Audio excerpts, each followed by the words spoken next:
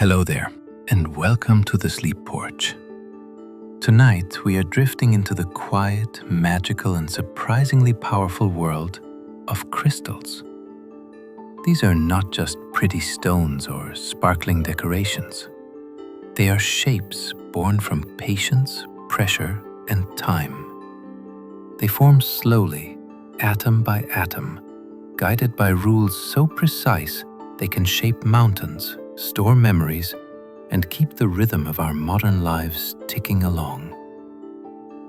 Crystals link the deep interior of the Earth with the smallest technologies we carry, bridging geology, light, electricity, and even life itself. As we move through this subject together, you may start to notice how often crystals quietly uphold the world around you, providing structure, guiding energy, and preserving stories far older than humanity. There is something calming in how they look, something soothing in their presence, and something humbling in the way immense complexity can emerge from simple patterns repeated patiently over time. If you enjoy these gentle journeys, I invite you to like, subscribe, or share a thought below. It helps others find their way here as well, one sleepy soul at a time. But for now, all you need to do is relax. Let your shoulders sink, your breathing slow, and your thoughts soften at the edges. Allow your eyes to grow heavy as your mind unwinds. And together, we wander into this quietly fascinating world. Let's begin. Crystals grow by stacking atoms into repeating patterns, like nature's own code. In a crystal, atoms do not gather randomly. They choose a rhythm. Picture a tiny building block so small you could never see it, repeating again and again in all directions. That repeating block is what gives a crystal its predictability, its flat faces, and its sharp angles. It is also why one crystal can break in tidy ways, while another splinters.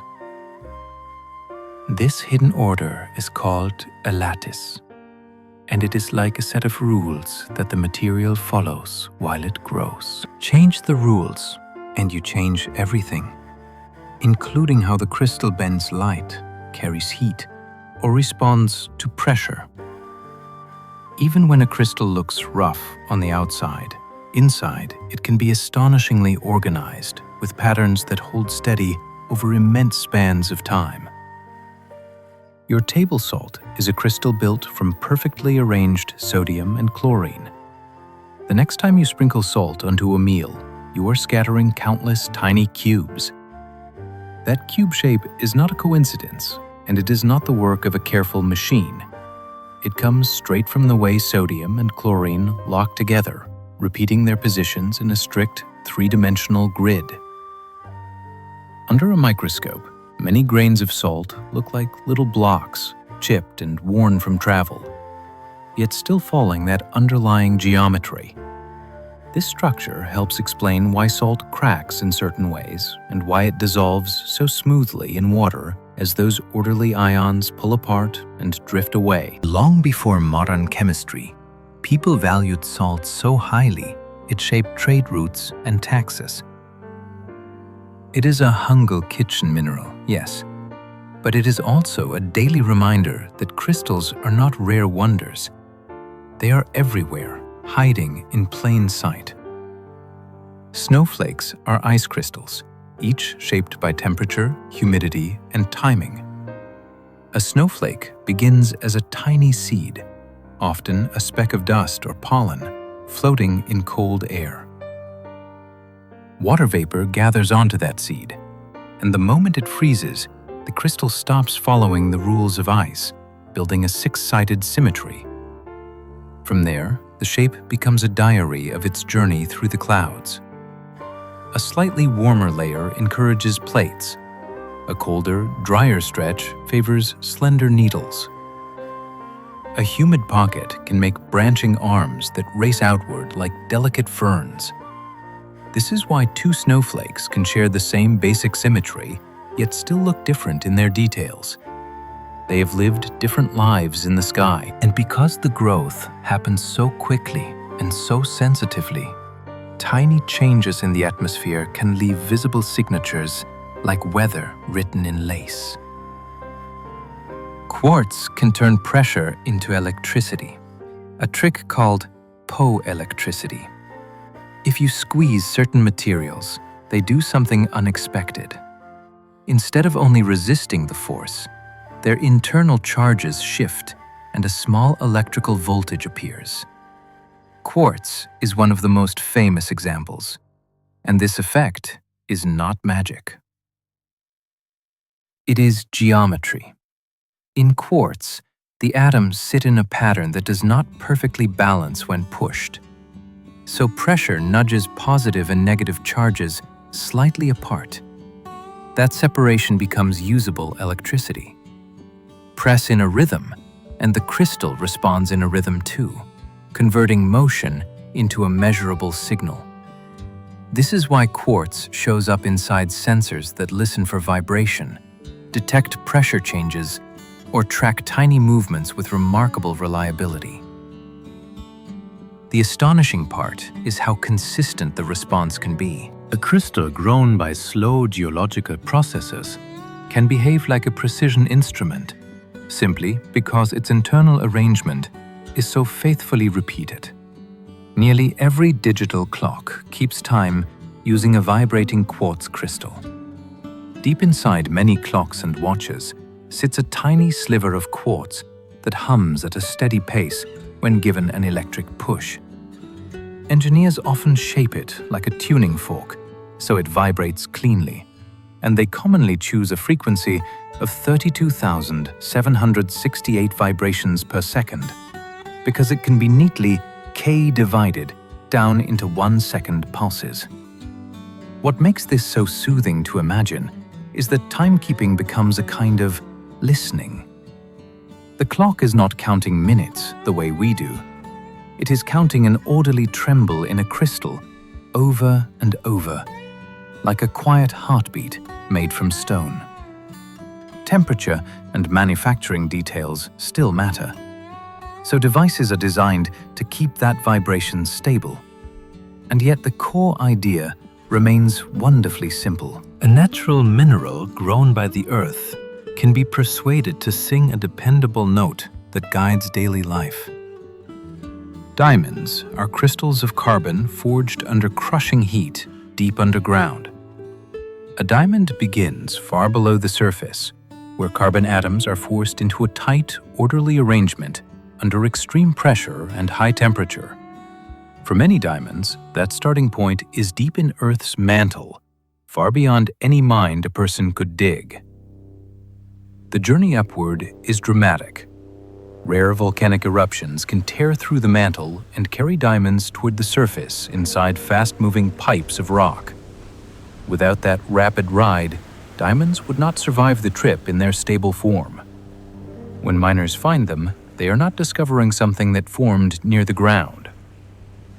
They are holding a messenger from a depth most humans will never experience.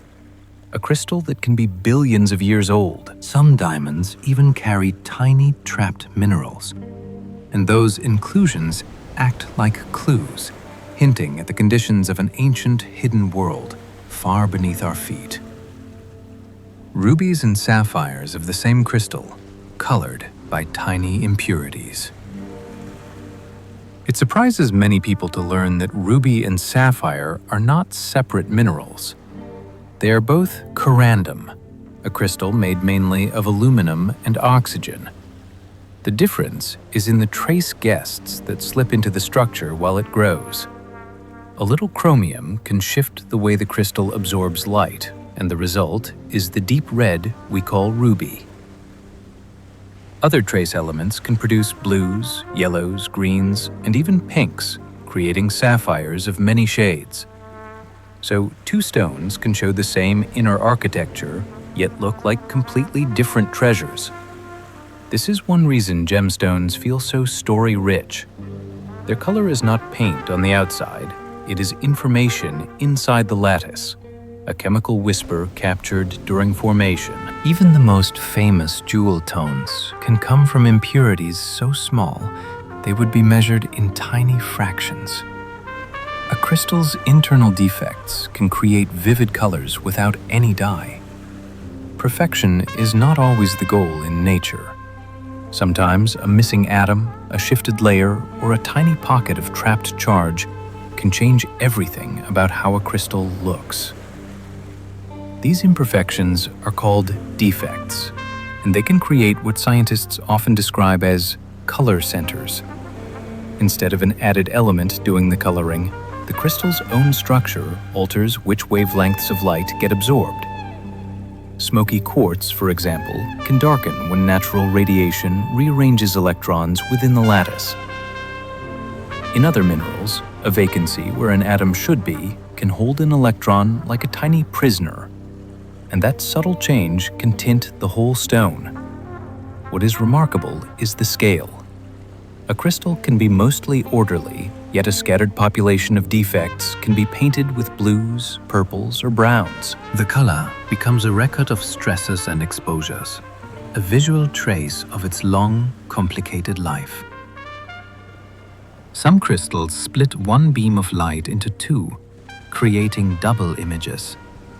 There is a famous demonstration where you place a clear crystal over printed text, and suddenly the letters appear doubled. That is Berengens, and it happens because the crystal does not treat light the same in every direction. Inside the structure guides different polarizations of light along slightly different paths. So one incoming beam becomes two outgoing beams. Calcite is a classic example, once prized as Iceland's spar, because it can make this effect strikingly obvious. Beyond being a delightful surprise, birefringence is useful. It helps scientists study stress in plastics and minerals, and it plays a role in optical tools that control polarization. It is also a gentle reminder that light is not just brightness. It has direction and structure, and certain crystals are built in a way that reveals that hidden complexity with a simple, almost magical-looking split. Many modern lasers depend on carefully grown crystals to amplify light. A laser is not just a bright beam, it is a carefully disciplined one where light waves line up and move together. To make that happen, many systems rely on solid crystals as the active material chosen for how they handle energy and light. In one common approach, a crystal host is doped with special ions, such as neodymium, that can store energy briefly and then release it as photons. Mirrors bounce those photons back and forth, and the crystal amplifies them into an intense, coherent beam. Other crystals act as helpers, shifting the color of the laser light through processes like frequency doubling, turning invisible infrared into bright green. The crystal must be grown with extraordinary care because tiny flaws can scatter light and waste energy. So behind a clean, steady beam is a quiet triumph of material science, where order at the atomic level becomes precision. You can see crystals can form from cooling magma, freezing rock into mineral order. When molten rock begins to cool, it does not turn solid all at once. Different minerals start to appear at different temperatures, like a slow parade of new textures emerging from a glowing melt. Deep underground, where cooling can take thousands or millions of years, crystals may have time to grow large and well-shaped. In some granites, you can see individual mineral grains with the naked eye because the melt cooled gently, giving atoms time to settle into place. In fast-cooling lava at the surface, the same ingredients can freeze so quickly that crystals stay tiny, where the rock becomes volcanic glass, with almost no ordered structure at all. This is why two rocks born from similar magma can look completely different. Their crystals are a record of cooling speed, chemistry, and the hidden journey of heat escaping into surrounding stone. Others crystallize from evaporating seawater, leaving minerals behind like fingerprints. Imagine a shallow lagoon cut off from the open ocean, where sun and wind quietly steal water day after day. As the water level drops, dissolved ions become more and more crowded until the solution can no longer hold them. Minerals begin to fall out in a predictable sequence, forming what geologists call evaporites. First, one mineral becomes saturated, then another, and each layer tells you how salty the water became and how the climate behaved. In places such as salt flats, you can sometimes watch new crusts form after long, hot spells, as crystals rise upward from brines hidden beneath the surface. Over vast spans of time, these accumulations can grow into thick, subsurface layers that later supply mines, salt domes, and even natural traps for oil and gas. These crystals are not merely leftovers. They are chemical journals, recording ancient shorelines, cycles of dryness, and seas that have long since disappeared. Metamorphic crystals develop when rocks are compressed and heated over immense periods. Some crystals are not created by melting or evaporation. Instead, they are rebuilt while remaining solid, deep inside rock that is slowly transformed by the planet's movement. As buried layers are warmed, pressurized, and stretched, the minerals within can become unstable and reorganize into entirely new structures. The result is metamorphism, a kind of deep earth renovation. A muddy rock can transform into slate, then schist, then gneiss, each step reflecting growing heat and pressure. Crystals may align as they grow, creating the silky sheen of mica-rich rocks, or the banded look of gneiss that resembles frozen wood grain. This is not a quick process. It can take millions of years of tectonic pushing, folding, and burial. Metamorphic crystals are proof that even solid stone can change its mind, reorganizing its atoms without ever becoming liquid. Crystals can also grow from hot groundwater, filling cracks like slow cement. Rock is rarely as solid as it seems.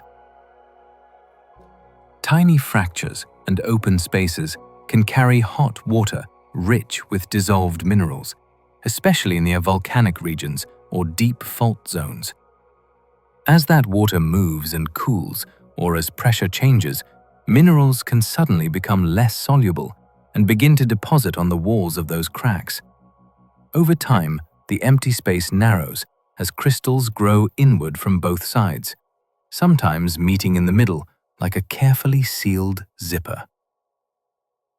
These mineral-filled cracks are called veins, and they can form spectacular crystals of quartz, kaolite, or other minerals, often with striking shapes because the crystals had room to grow into open space. Veins can also concentrate valuable materials, including gold, which may precipitate from the fluid under just the right conditions. It is a quiet kind of construction, where water becomes a mason and crystals become the mortar. Geodes begin as hollow spaces, then line themselves with sparkling crystals. A geode starts with an emptiness, which is already a little surprising. The hollow can form inside volcanic rock when gas bubbles are trapped and the lava hardens around them, or inside sedimentary rocks where nodules develop and leave a cavity behind. Then comes the slow decoration. Mineral-rich water seeps into the space again and again, and each visit leaves behind the thinnest coating of crystal material. Layer by layer, the interior changes from rust stone to a glittering chamber. Sometimes the first lining is a smooth band of microcrystals, and later growth produces larger points that reach inward like a quiet, sparkling forest. The outside can look ordinary, even dull, which makes the reveal so satisfying. Breaking one open feels like discovering a secret room, and in a sense, it is.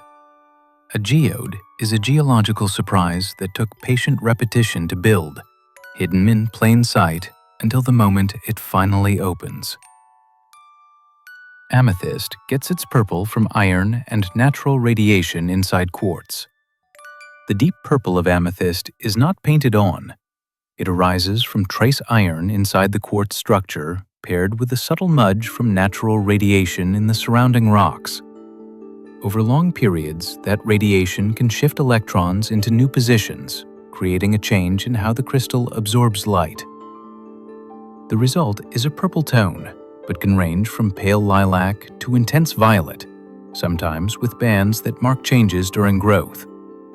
Amethyst often forms in cavities where quartz has space to build points, which is why it is so common to see it lining geodesics and volcanic pockets. Historically, it has been prized for jewelry and carved objects, and it has traveled through myths and royal collections for centuries. But even without the stories, the science is lovely.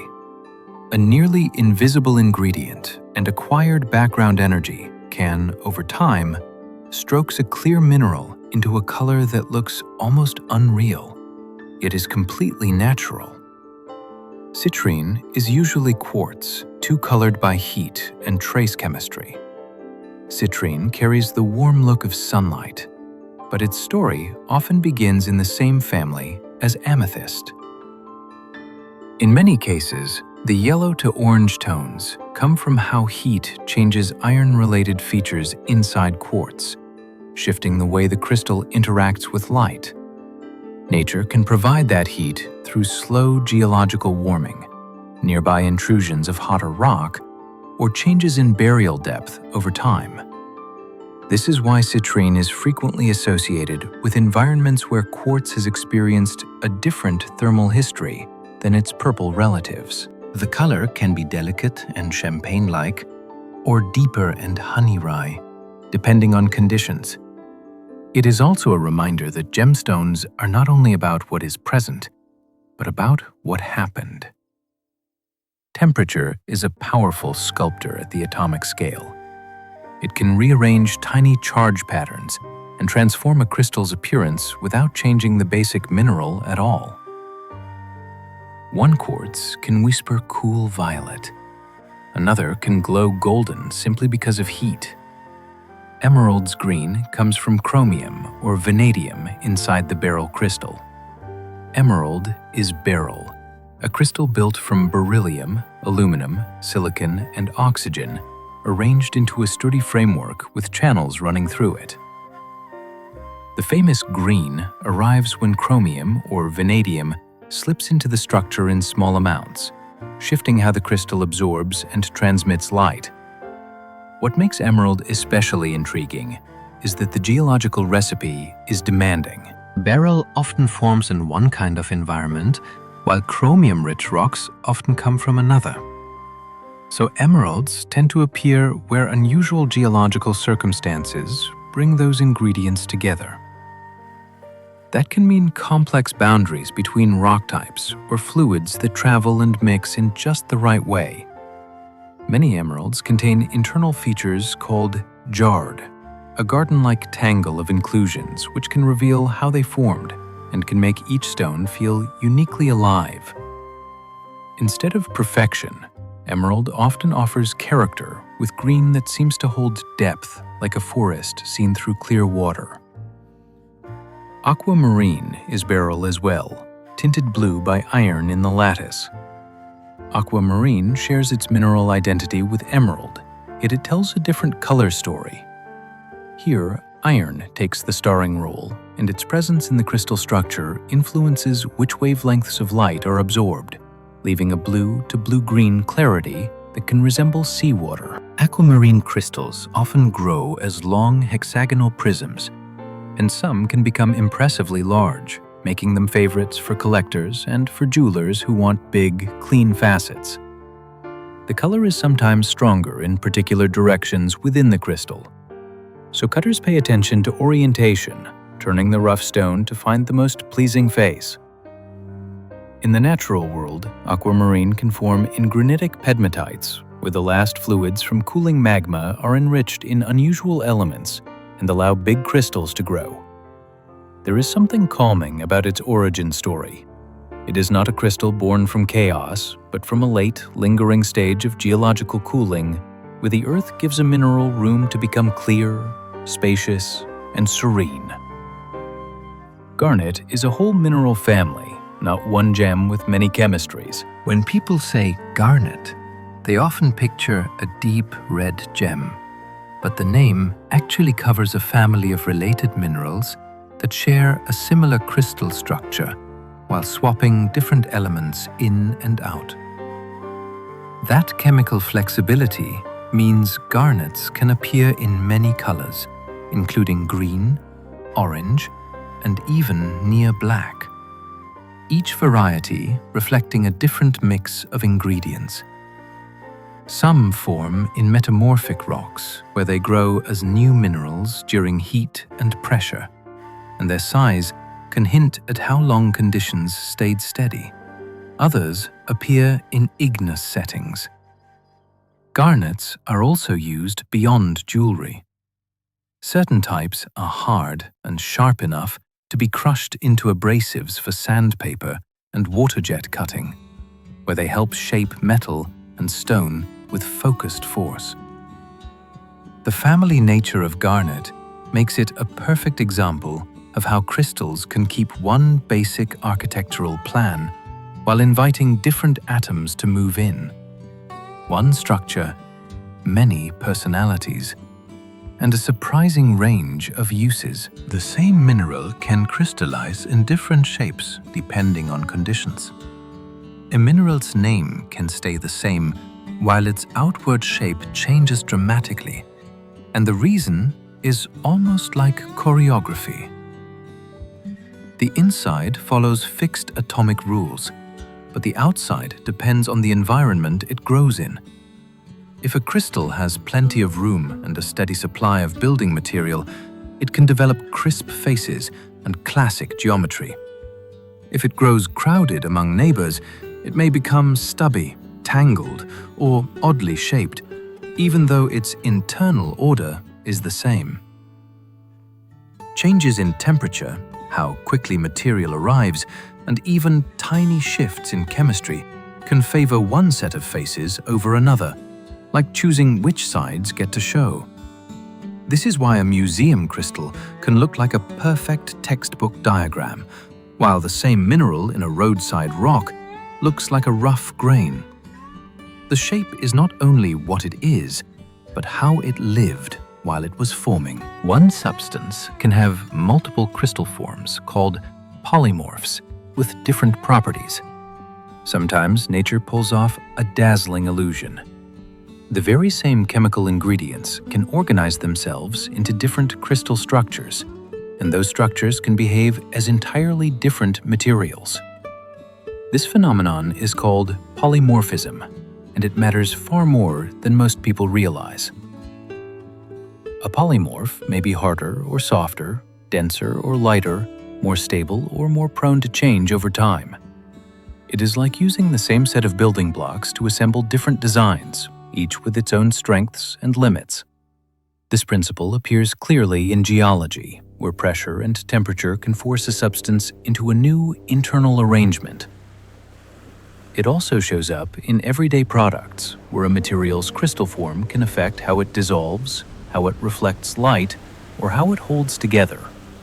Polymorphs remind us that matter is not only about chemistry, it is also about arrangement, and arrangement can change the story completely. Carbon makes both graphite and diamond, depending on crystal structure. Carbon is a master of disguise, and it proves it with two famous forms that could not feel more different. In graphite, carbon atoms link into wide, flat sheets that slide over one another easily. That gentle sliding is why graphite can leave marks on paper and feels soft to the touch. In diamond, those same atoms lock into a rigid, three-dimensional network, like a perfectly braced scaffold, and the result is extraordinary hardness. The difference is not the ingredient, but the architecture. The same element, rearranged, becomes either a dark, slippery mineral or a clear gemstone that can survive rough conditions. This is one of the clearest lessons crystals can teach. Structure is destiny, and it also makes carbon feel almost alive in its versatility, as if it can choose a personality based on the pressures and temperatures of its birth. Calcium carbonate becomes calite or aragonite, changing how CLs are built. Many CLs and marine skeletons are made from calcium carbonate, but the ocean gives that material more than one way to organize itself. Calite and aragonite share the same chemical recipe, yet their crystal structures differ, which changes how they grow and how they respond to their environment. Some organisms build with one form, some with the other, and some even switch depending on life stage or conditions. This choice affects strength, durability, and how the shell interacts with seawater chemistry. Over a long time, it can even influence what is preserved in fossils, because one form may be more likely to transform or dissolve. When you hold a shell, you are holding a biological decision that reached all the way down to crystal structure. It is not only a shape made by an animal, it is also an arrangement made by physics and chemistry, guided by life. Ice has many crystal phases, some forming only under extreme pressure. We think of ice as simple, but water is famous for being strange, and its crystals are part of that strangeness. Under everyday conditions, ice forms a familiar structure, the one that makes snowflakes and frozen ponds. Yet when pressure rises, water can adopt entirely different crystalline arrangements, creating a whole family of ices with distinct internal patterns. Some form deep inside planets and moons, where gravity compresses water far beyond anything on Earth's surface. In those hidden worlds, ice can behave less like brittle winter frost and more like a dense mineral with properties that reshape how heat moves and how layers settle. This means ice is not only a symbol of cold, it is a versatile solid that changes its identity under pressure, as if water keeps a private collection of crystal costumes for different environments. The next time you see ice in a glass, it is worth remembering that you are meeting only one member of a much larger, stranger family. Crystals often grow fastest at sharp edges, producing dramatic points. A crystal point can look like a deliberate sculpture, but its dramatic shape often comes from a simple advantage. Sharp edges and corners are hungry places where atoms and molecules can attach more easily than they can on a fat face. Those edges act like busy doorways, so growth races ahead there first. As the tip extends, it stays exposed to fresh material, which keeps feeding the point.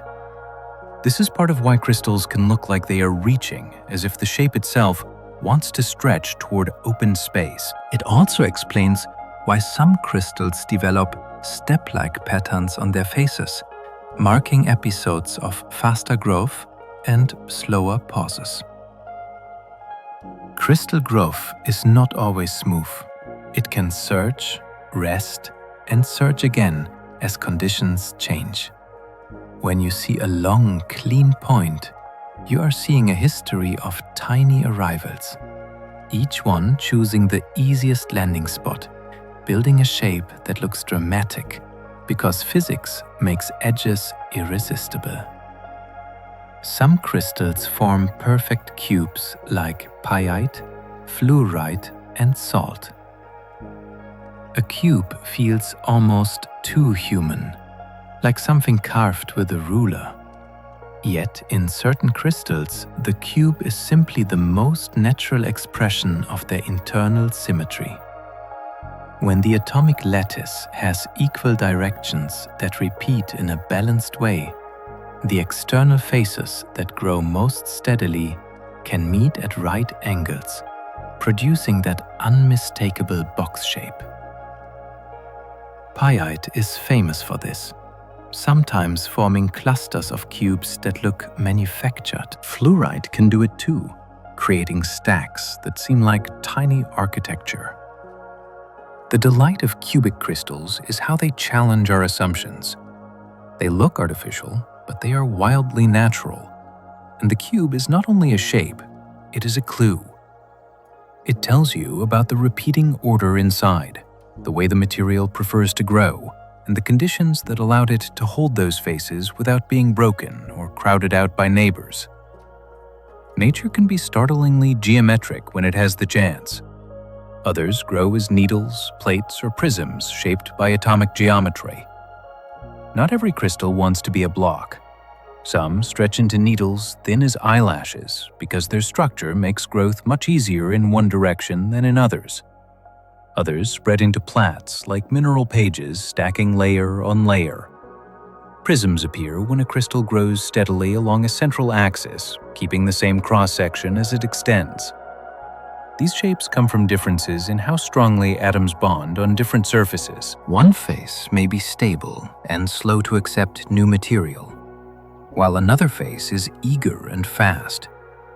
The result is a crystal that seems to have a personality leaning toward elongation, flattening, or steady column building. The environment adds its own influence too. Flowing fluids can deliver material unevenly, and limited space can force a crystal to adapt its outline. But the underlying guide is always the atomic blueprint. Geometry at the smallest scale quietly dictates the silhouette you can hold in your hand.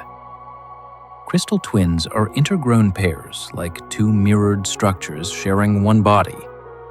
Sometimes a crystal begins to grow, and then the pattern flips, as if the structure decided to reflect itself in a mirror. The result is a twin, two parts joined together in a specific, rule-bound way. This is not random tangling.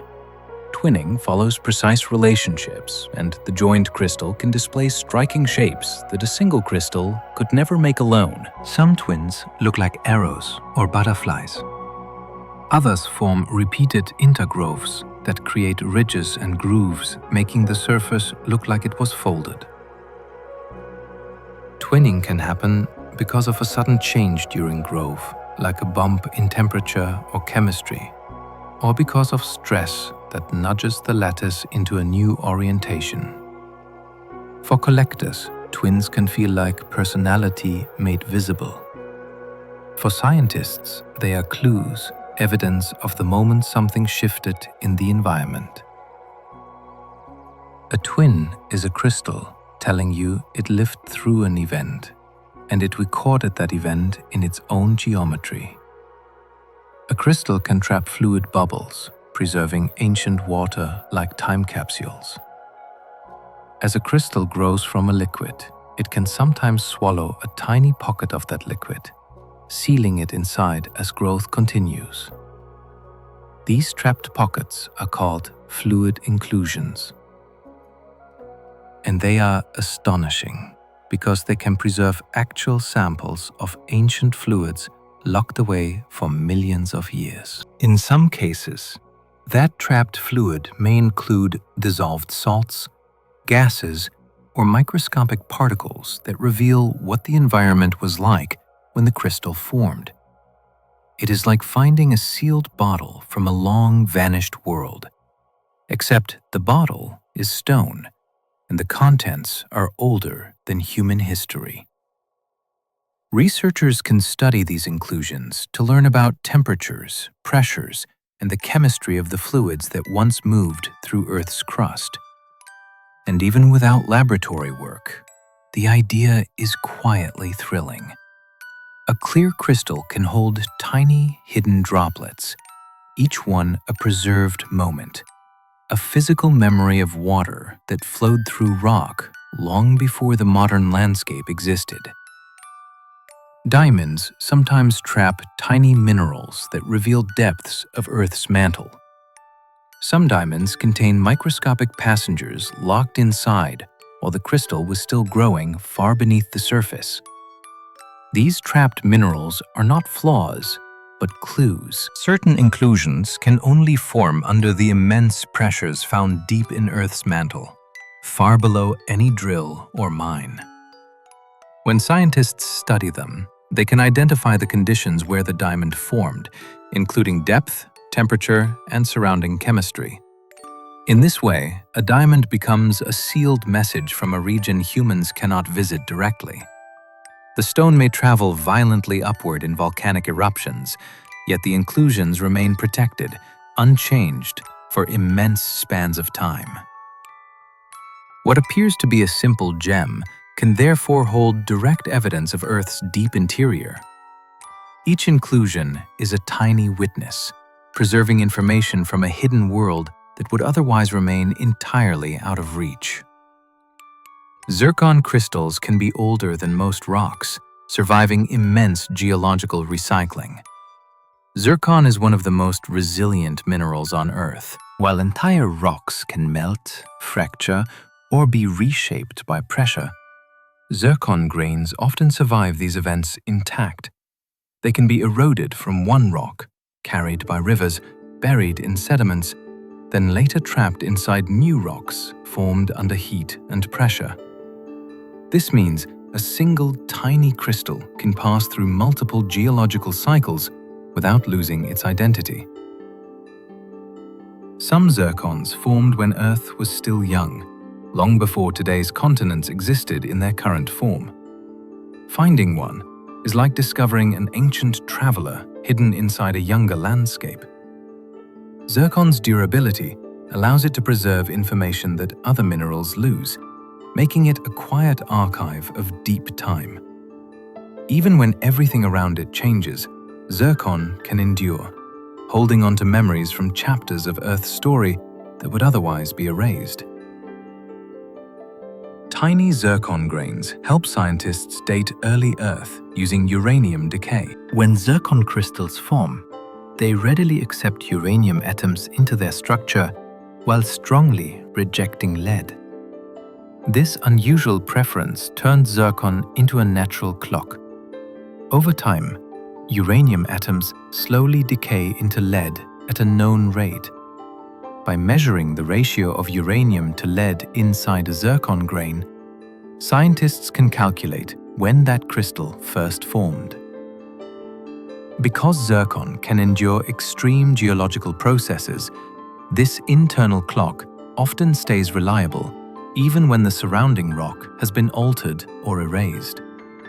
Some of the oldest evidence for Earth's earliest surface conditions comes from zircon grains preserved within much younger rocks. These minute crystals have allowed scientists to reconstruct timelines that stretch back billions of years. It is striking that something so tiny can hold such exact information.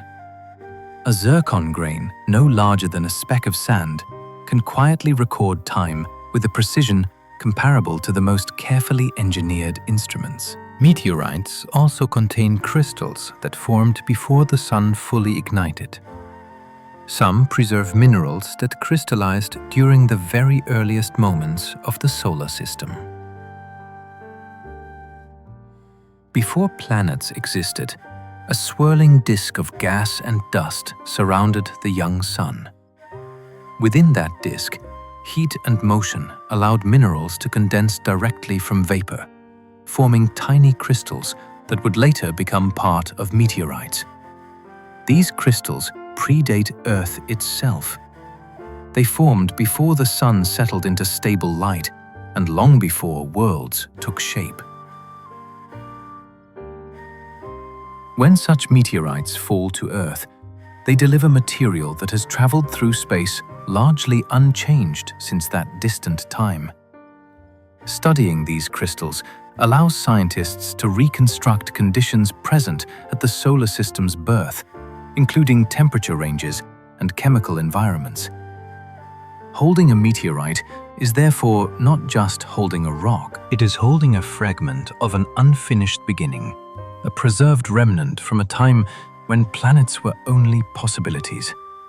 Some crystals record magnetic fields as they grow, storing planetary history. Certain minerals can capture the direction and strength of a magnetic field during their formation. As these crystals grow, tiny magnetic components within them align with the surrounding field. Once the crystal solidifies, that alignment becomes locked in place, preserving a record of magnetism from that moment in time.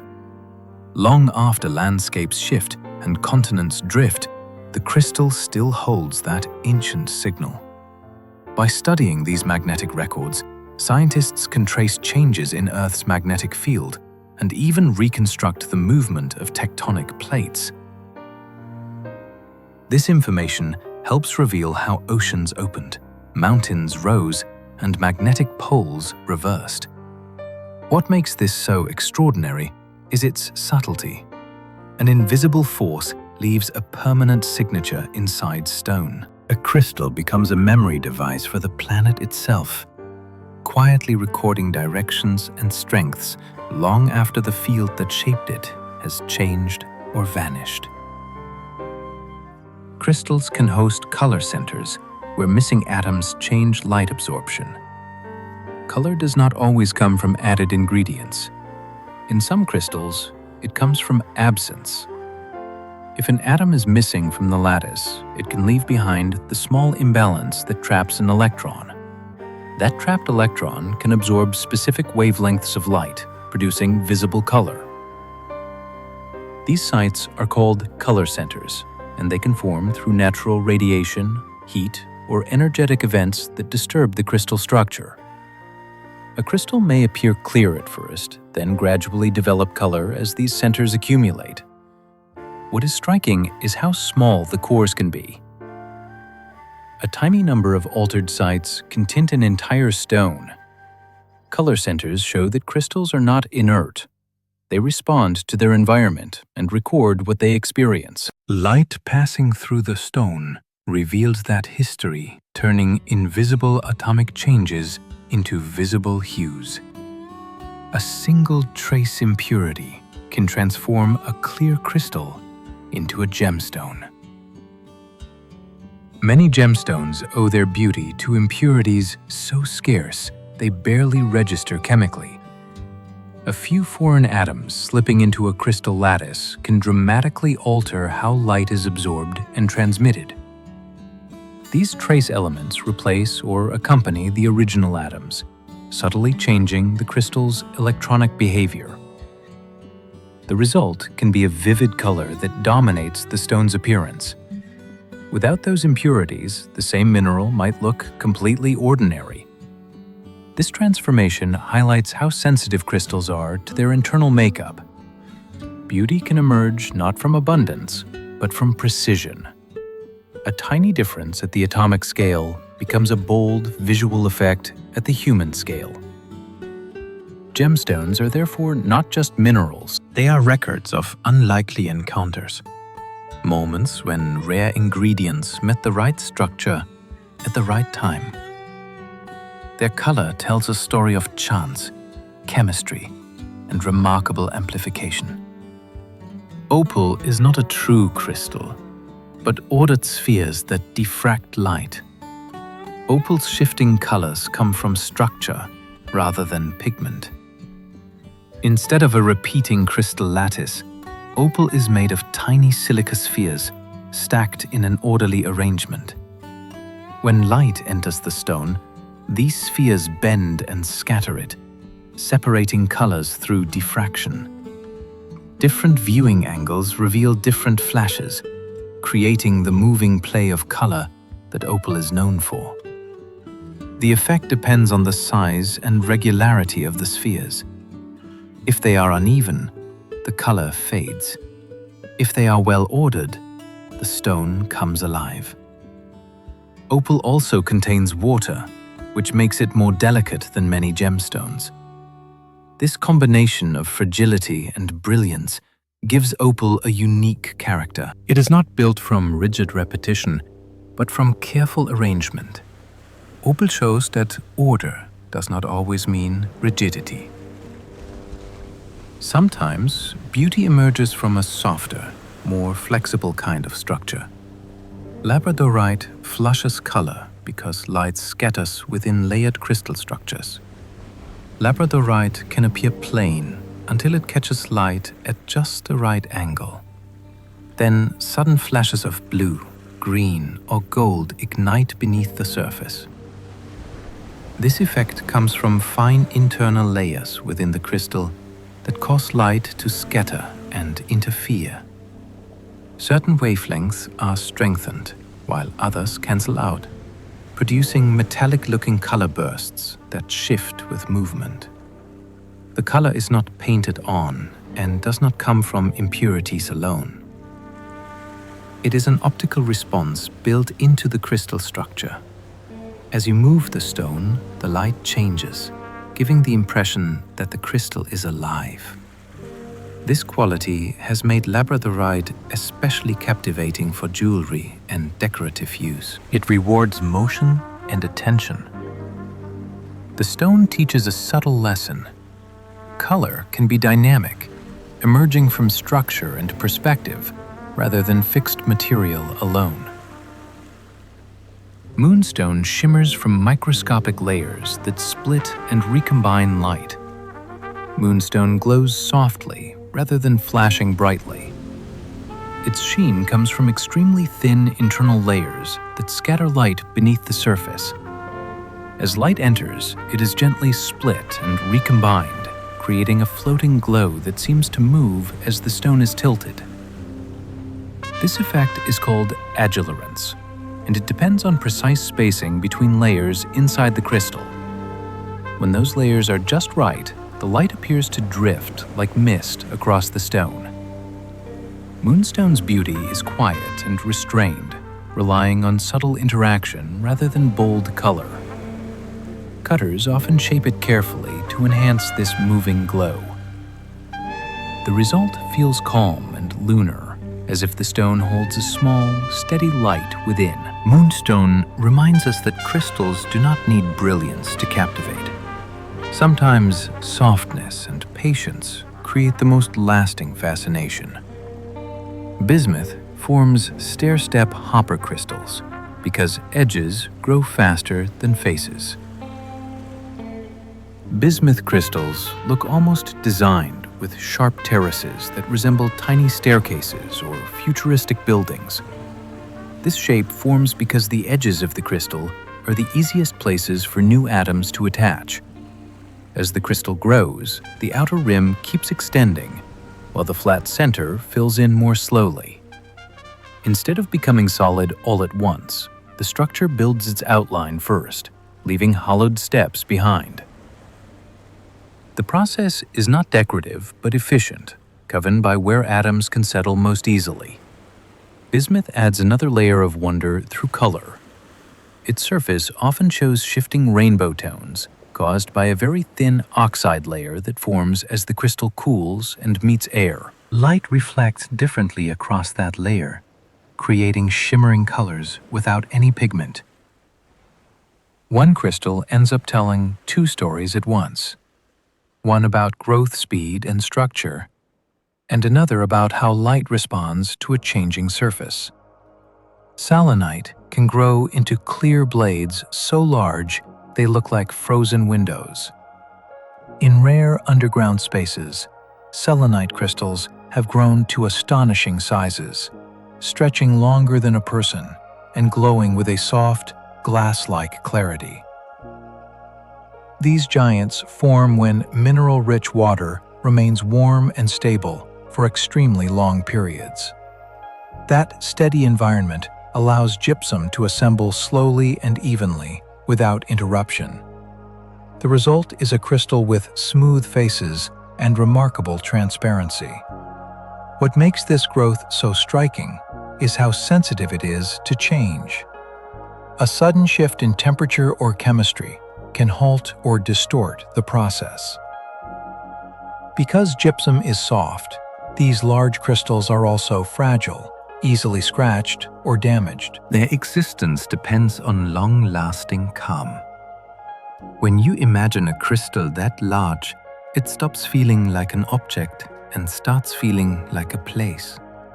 It is not just something that grew, it is something that quietly occupied space, assembling itself molecule by molecule in darkness.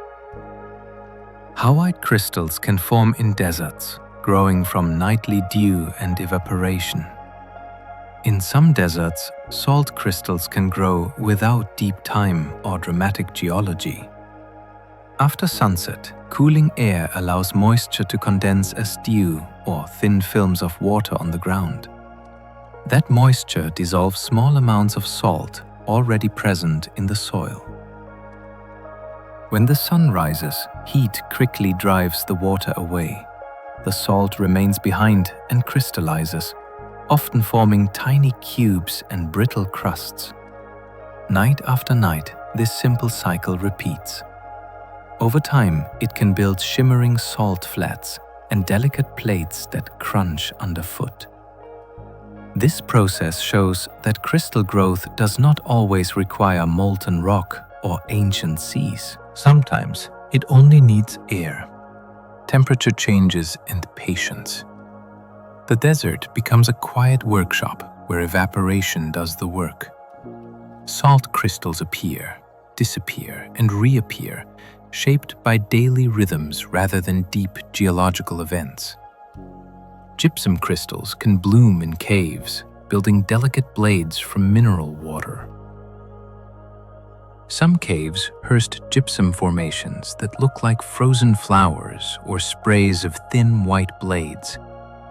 These form when groundwater carrying dissolved minerals enters open cave spaces and slowly loses the ability to keep those minerals dissolved. Crystals begin growing outward from walls and floors, forming fans, needles, or feathery clusters. Caves create near-perfect conditions for this kind of growth. Sheltered from wind, sunlight, and sharp temperature swings, they allow delicate structures to persist. Many gypsum blooms are so fragile they can shatter at the slightest touch. That delicacy gives them a fleeting quality, even though their formation may have required vast stretches of time. Each blade preserves countless moments of mineral arrival and silent settling. The outcome is stone that behaves almost like frost or flower petals, growing slowly in darkness, shaped by stillness rather than force. Stalactites and stalagmites form as calcium carbonate crystallizes drop by drop. Cave formations built by dripping water are monuments to patience. As water moves through limestone, it dissolves small amounts of calcium carbonate. When that water enters an open cave, conditions change, and a tiny portion of the mineral crystallizes out. On the ceiling, this builds a stalactite. On the floor below, it builds a stalagmite. Each drop leaves behind an almost invisible layer. Over long stretches of time, those layers accumulate into shapes you can walk around. Some formations show subtle banding that reflects changes in water chemistry or flow. When a stalactite and stalagmite finally meet, they form a column, closing the space between ceiling and floor. It is easy to forget how gentle the process is. No single drop seems important, yet together they build structures that feel permanent, shaped entirely by repetition and quiet chemistry. In volcanic gas, crystals can grow directly from vapor, not liquid. Near volcanic vents, minerals can form in a way that defies everyday expectations. Hot gases rising from the earth can carry chemical ingredients as vapor. When those gases cool, or react with air, solid crystals can deposit directly onto rock surfaces. This process skips the liquid stage entirely. Around fumaroles, bright crusts and delicate crystal coatings can appear, sometimes changing quickly as conditions shift. These crystals form in harsh environments filled with heat and corrosive gases. Yet they can grow with surprising intricacy. Their existence is often temporary, appearing and vanishing as volcanic activity changes. This makes them feel like moments rather than monuments. Crystal growth here is fast, reactive, and alive. It reminds us that crystals are not limited to calm settings. They can form in breath, like plumes of gas, shaped by energy, chemistry, and motion. Some hot springs build bright terraces by crystallizing minerals from flowing water. Certain hot springs create step terraces that look sculpted by design. As hot water rises, it carries dissolved minerals. When it reaches the surface, cooling and chemical changes force those minerals to crystallize along the water's path. Thin deposits build up at edges and lips, creating basins that guide the flow into new channels. Over time, the spring constructs its own layered landscape.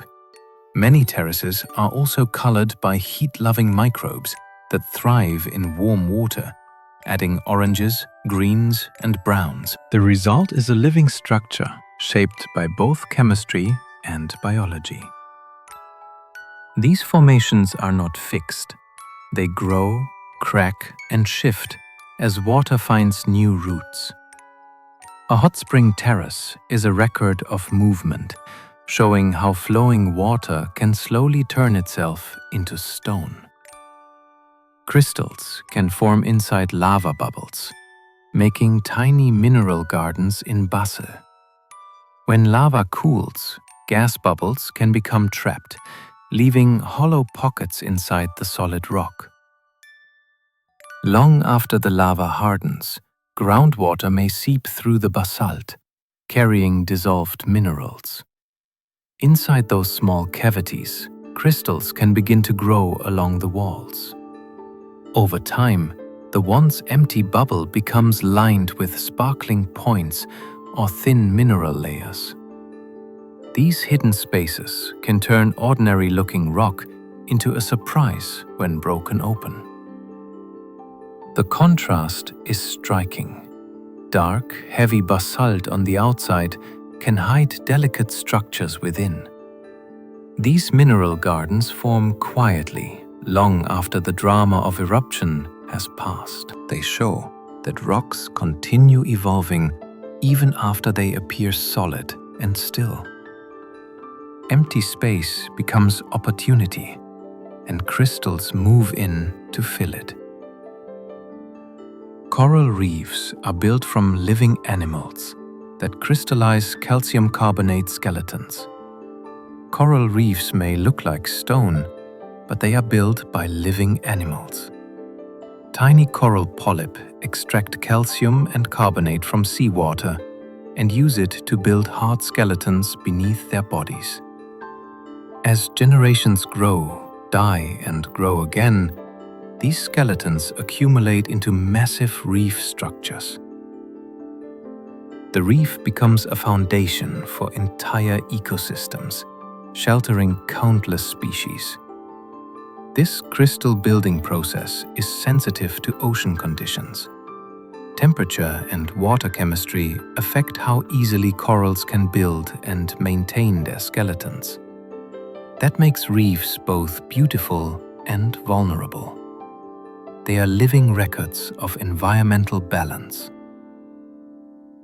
A reef is biology acting as geology, using crystal growth to shape coastlines and create habitats. It is one of the clearest examples of life using mineral processes to build something far larger than itself. Your bones and teeth are reinforced with crystals of hydroxyapatite. Inside your body, crystals provide strength. Bones and teeth are reinforced by hydroxyapatite, a mineral made from calcium and phosphate that forms tiny crystals within a flexible protein framework.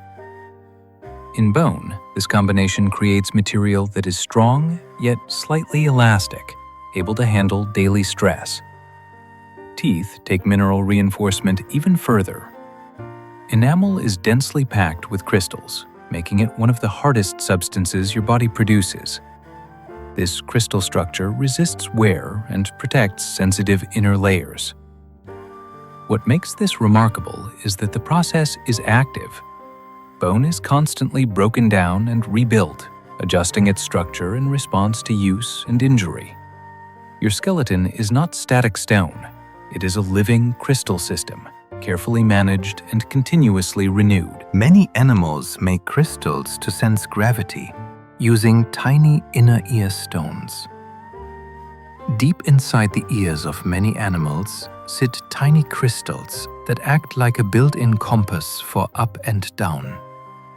These grains are often calcium carbonate, and they rest on delicate sensory hairs. When an animal tilts its head or accelerates, the crystals shift slightly, bending those hairs and sending signals to the brain.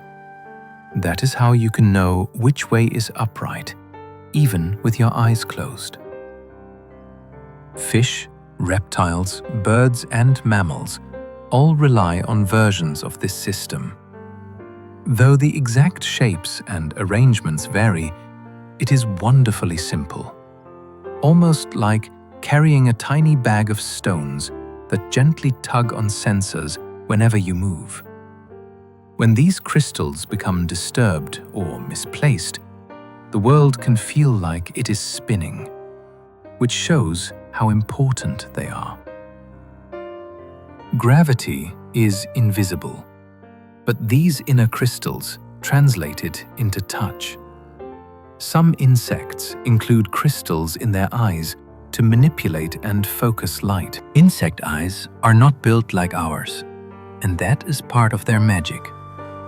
Many insects have compound eyes, made of many small units, and within those units, they can use crystalline materials to guide where it needs to go.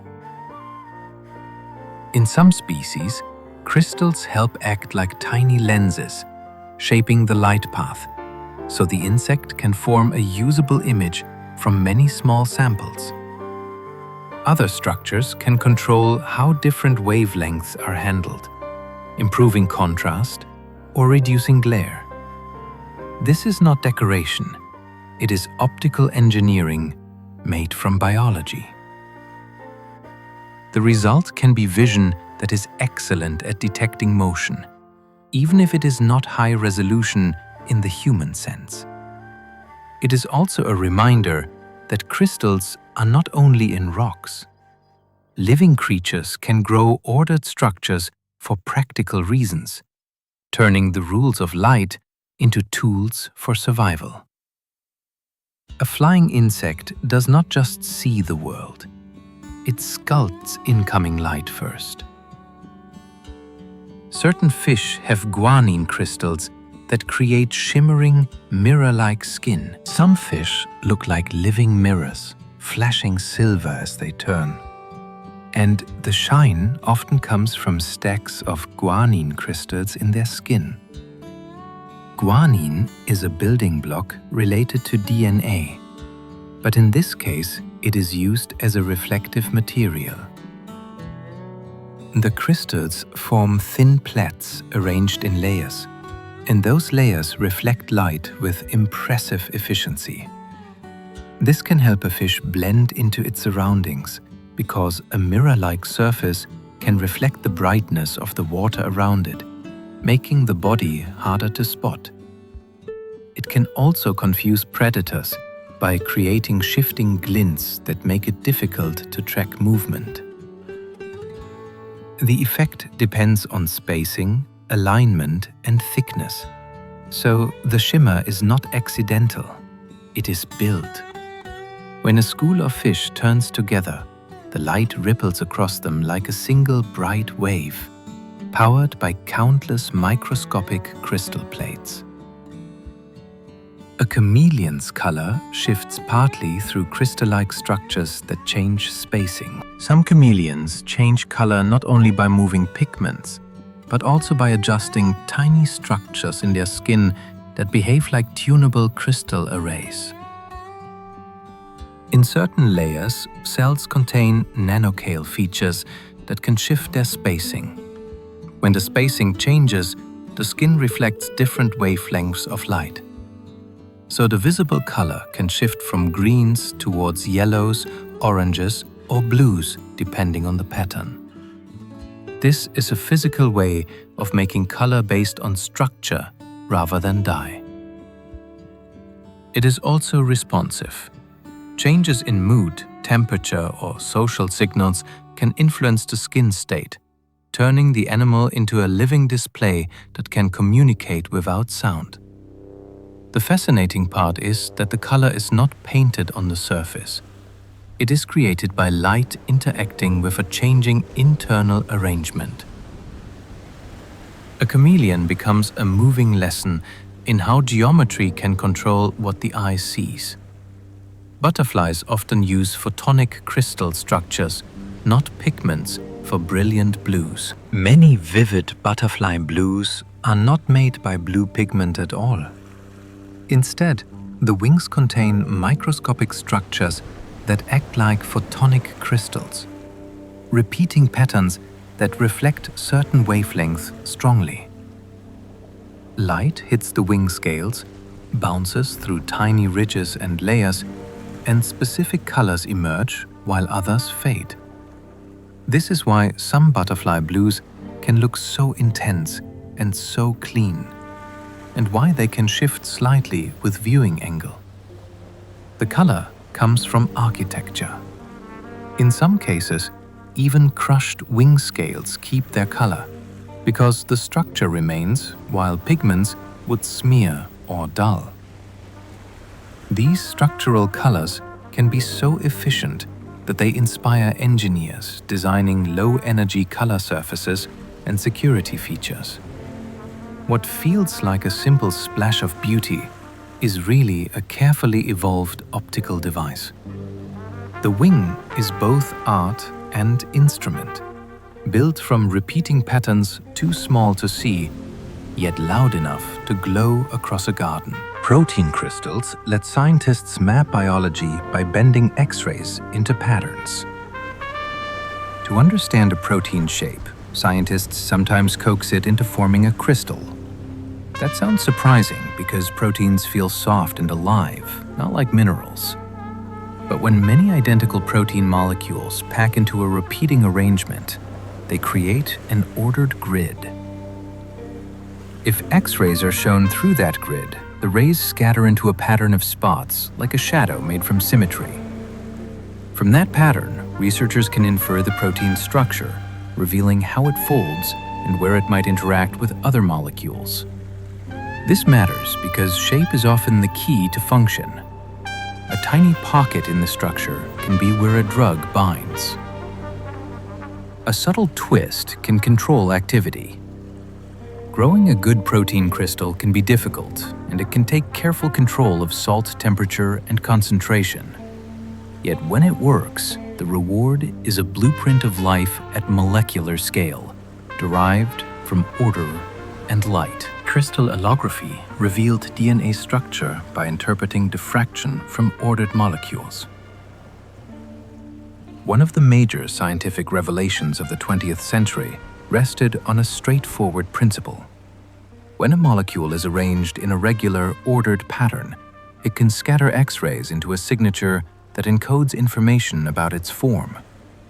Early investigators analyzed diffraction patterns from carefully aligned DNA fibers to deduce essential aspects of its structure, including the helical shape and repeating intervals.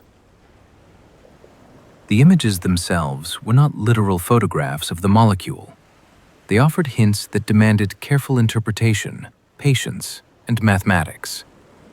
Yet those hints proved powerful enough to permanently transform biology. Once the double helix was understood, it reshaped how inheritance, mutation, and the storage of information inside cells were viewed. It is striking to think that the secret of life's instruction book was uncovered by studying how X-rays interact with order. A repeating pattern, invisible to the eye, left a visible signature on film. Structure announced itself through symmetry. Medicines can change behavior if they crystallize differently inside a TET. A tablet may look simple, but inside it, the crystal form of the active ingredient can shape how the medicine behaves.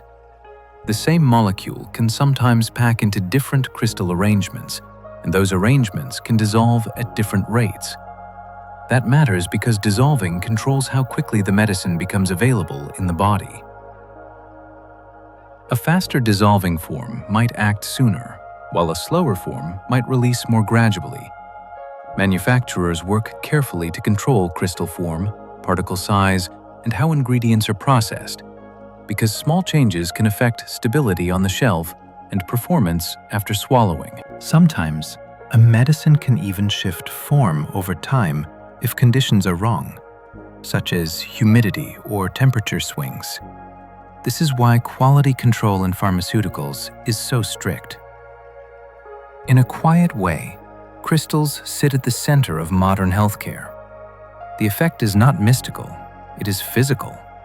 The way molecules line up can influence how relief arrives. Chocolates snap and shine depend on which cocoa butter crystals form. Chocolate is a delicious lesson in crystal science.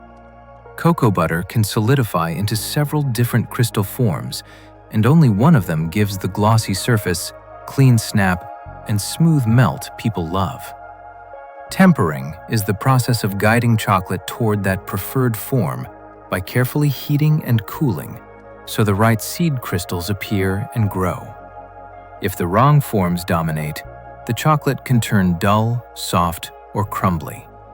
Over time, it may develop a pale coating called bloom, when fats migrate and recrystallize on the surface. That bloom is safe to eat, but it is a visible sign that the internal crystal balance has shifted. What is charming here is that a familiar treat depends on invisible order. The pleasure of a crisp brick and a silky melt comes from how molecules pack together while cooling. Chocolate is not only flavor, it is structure you can hear and feel. Sugar crystals can grow in rock candy, turning syrup into edible geometry. Rock candy begins as a supersaturated sugar solution, meaning more sugar is dissolved than would normally stay dissolved at that temperature. As the solution cools and rests, sugar molecules begin seeking stable places to attach, and a crystal can start growing around the string or stick. Over days, the crystal expands outward, building faceted shapes you can see clearly. The process feels almost like watching order emerge from sweetness. You can influence the result by how concentrated the syrup is, how still it remains, and how clean the starting surface is. Even tiny vibrations can affect growth because crystals prefer calm. What you end up with is edible geometry, a visible reminder that crystal rules apply in kitchens as much as they do in caves. Each crunchy facet is a record of repeated molecular arrivals, settling into place one by one until a simple liquid becomes a solic you can hold up to the light. Silicon crystals form the heart of computer chips grown as near-perfect cylinders. Modern computing begins as something that looks almost like a polished tree trunk. A near-perfect silicon crystal is grown into a long cylinder with atoms aligned in one continuous pattern. This is not a casual melt and cool. It is careful crystal farming where a tiny seed crystal is dipped into molten silicon and slowly pulled upward while rotating. The go is purity and consistency, because even small disruptions can change how electricity moves through the material. The result is a single crystal that can be measured in length and weight, yet is ordered down to the atomic scale. It is quietly astonishing that the apps, music, maps, and messages in daily life trace back to this calm industrial ritual. Before there are circuits or transistors, there is a cylinder of crystal grown with patience, like a manufactured mineral made to be as regular as nature and often more controlled. A single silicon crystal can be sliced into wafers for thousands of processes. Once a single crystal cylinder is grown, it is not used as one chunk. It is sliced into thin round wafers, like turning a crystal loaf into many identical pieces. Each wafer becomes a stage where complex patterns will later be etched and layered, building tiny components that act like switches, gates, and memory. The wafer must be smooth and clean beyond everyday intuition. It is polished until it becomes a mirror, because tiny bumps can ruin tiny features. Then comes a long sequence of steps that add and remove materials in precise patterns. A single wafer can hold many identical chips, which are later separated like squares on a sheet. This scaling is part of the wonder. One carefully grown crystal can seed an enormous amount of technology, multiplying into thousands of processes that travel around the world inside phones, cars, appliances, and servers. A single slice of crystal becomes a whole library of computation. Solar panels often use crystalline silicon, turning light into moving electrons. A solar panel can look still and quiet, but inside it, light is constantly being translated into motion. Crystalline silicon is arranged into a structure that helps create an electric field at a junction, often where two differently treated layers meet. When sunlight strikes the material, it can give electrons enough energy to break free from their usual positions. The built-in field nudges those electrons in a preferred direction, And that directed flow becomes electric current. What feels magical is how direct it is. Photons arrive from the sun, and electricity leaves the panel without any spinning parts. Crystal quality matters because defects can trap electrons and waste energy as heat. That is why solar manufacturing cares about purity, grain boundaries, and careful processing. A solar panel is not just glass on a roof. It is a carefully arranged crystal system that turns daylight into usable power, one absorbed photon at a time.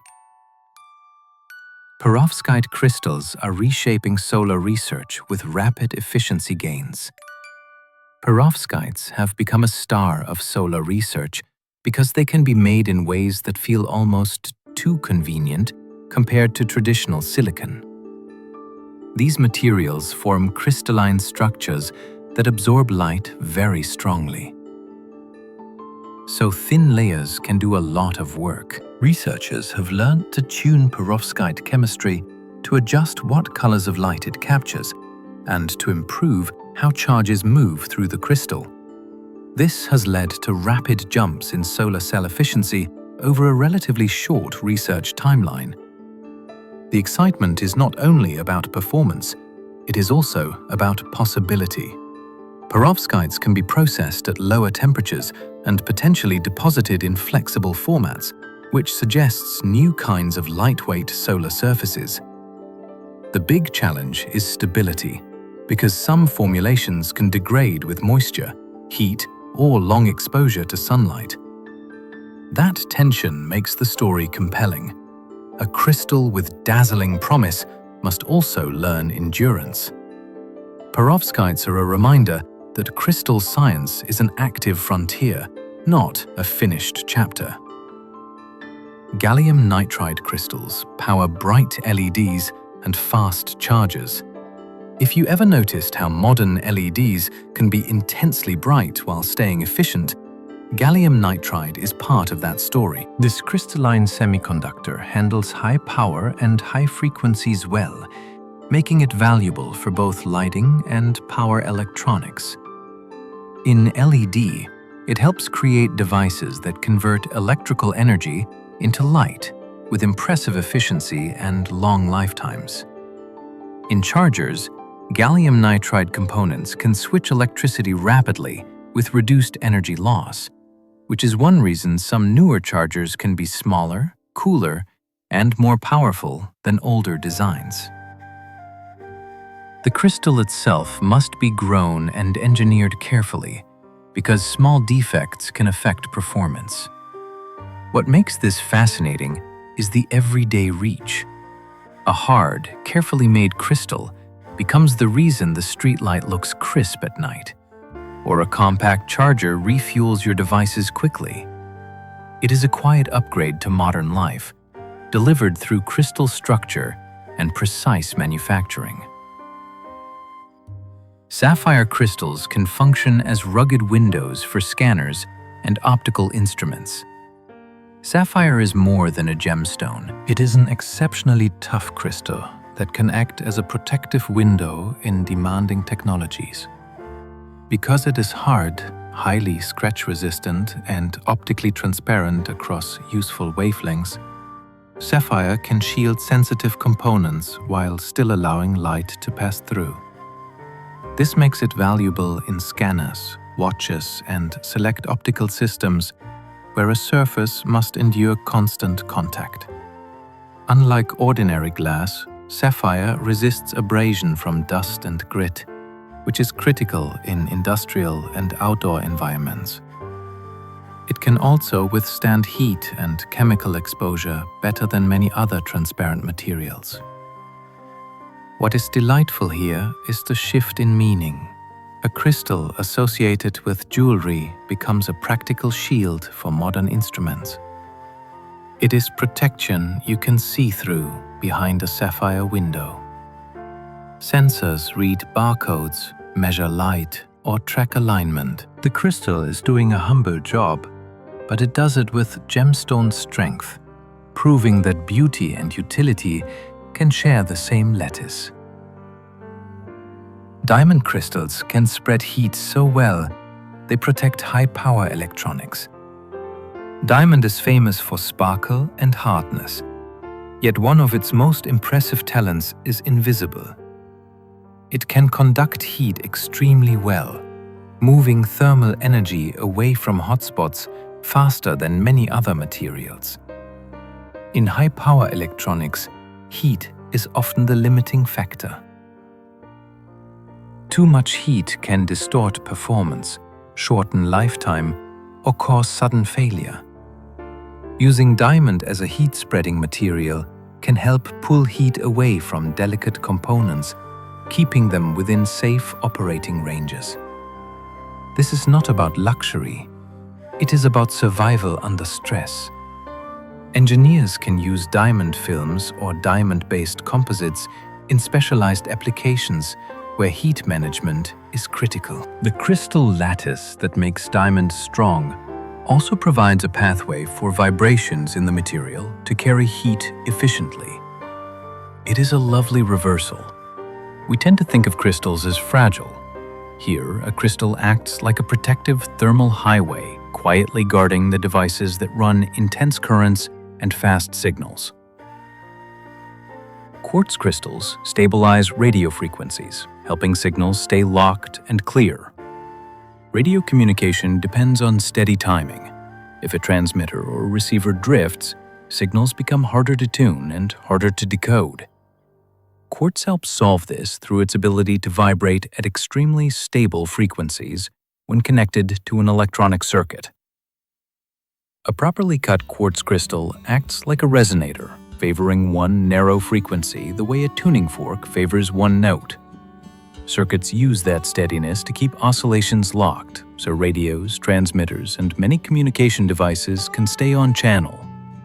The wonder is how physical and simple it is. A small slice of mineral, cut at a specific orientation, becomes the anchor for invisible waves traveling through air. Different cuts and designs can reduce sensitivity to temperature changes, making the frequency even more reliable in real environments. Quartz does not send the message by itself. It keeps the rhythm steady enough that messages can travel faithfully. In a noisy world of signals, a crystal provides calm. Liquid crystals are not solid, yet they organize enough to control screens. Liquid crystals live in a strange middle state. They can flow like a liquid, yet their molecules keep a shared orientation, like a crowd that moves freely but still faces the same direction. That partial order makes them extremely useful. When an electric field is applied, the molecules can rotate or shift alignment, changing how they affect passing light. This ability to respond smoothly and reversibly is what allows many displays to show images by controlling brightness and color at each pixel. The beauty of liquid crystals is their balance. Too much freedom and you lose control. Too much rigidity and you lose responsiveness. In that middle state, they become a material that can be steered. It is crystal behavior without crystal hardness. The result is something deeply modern. A screen is not only electronics, it is a carefully managed dance of molecules, repeatedly aligning and relaxing as images appear and disappear. Many phone displays work by twisting liquid crystals to block or pass light. A common display approach begins with a bright backlight and the set of polarizing filters. Between them sits a thin layer of liquid crystal. In one state, the molecules twist the polarization of light so it can pass through the second filter and appear bright. When voltage is applied, the molecules reorient, the twist changes, and the light is blocked, making that pixel dark. Add color filters and finely controlled voltages, and the same principle produces full images with smooth gradients. The cleverness is how quietly it happens. No pixel is a tiny lamp that turns on and off by itself. Instead, each pixel is a gatekeeper deciding where the light may pass. The responsiveness depends on molecular alignment, temperature, and the quality of the liquid crystal layer, which is why displays are engineered so carefully. What looks like a simple tap on glass triggers a microscopic reordering that reshapes light in real time, creating motion, text, and color from controlled twists. Electric crystals power admission sparkers, turning a click into a flash.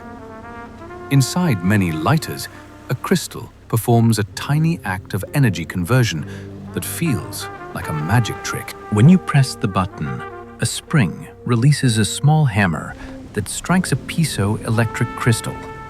That sudden squeeze shifts charges inside the crystal's orderly lattice, creating a brief surge of high voltage.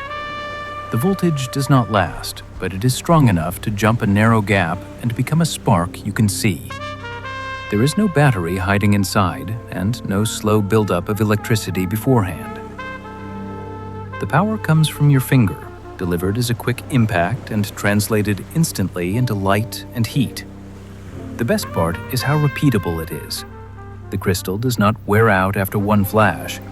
With each click, it answers the same way, turning a moment of pressure into a bright, reliable ignition.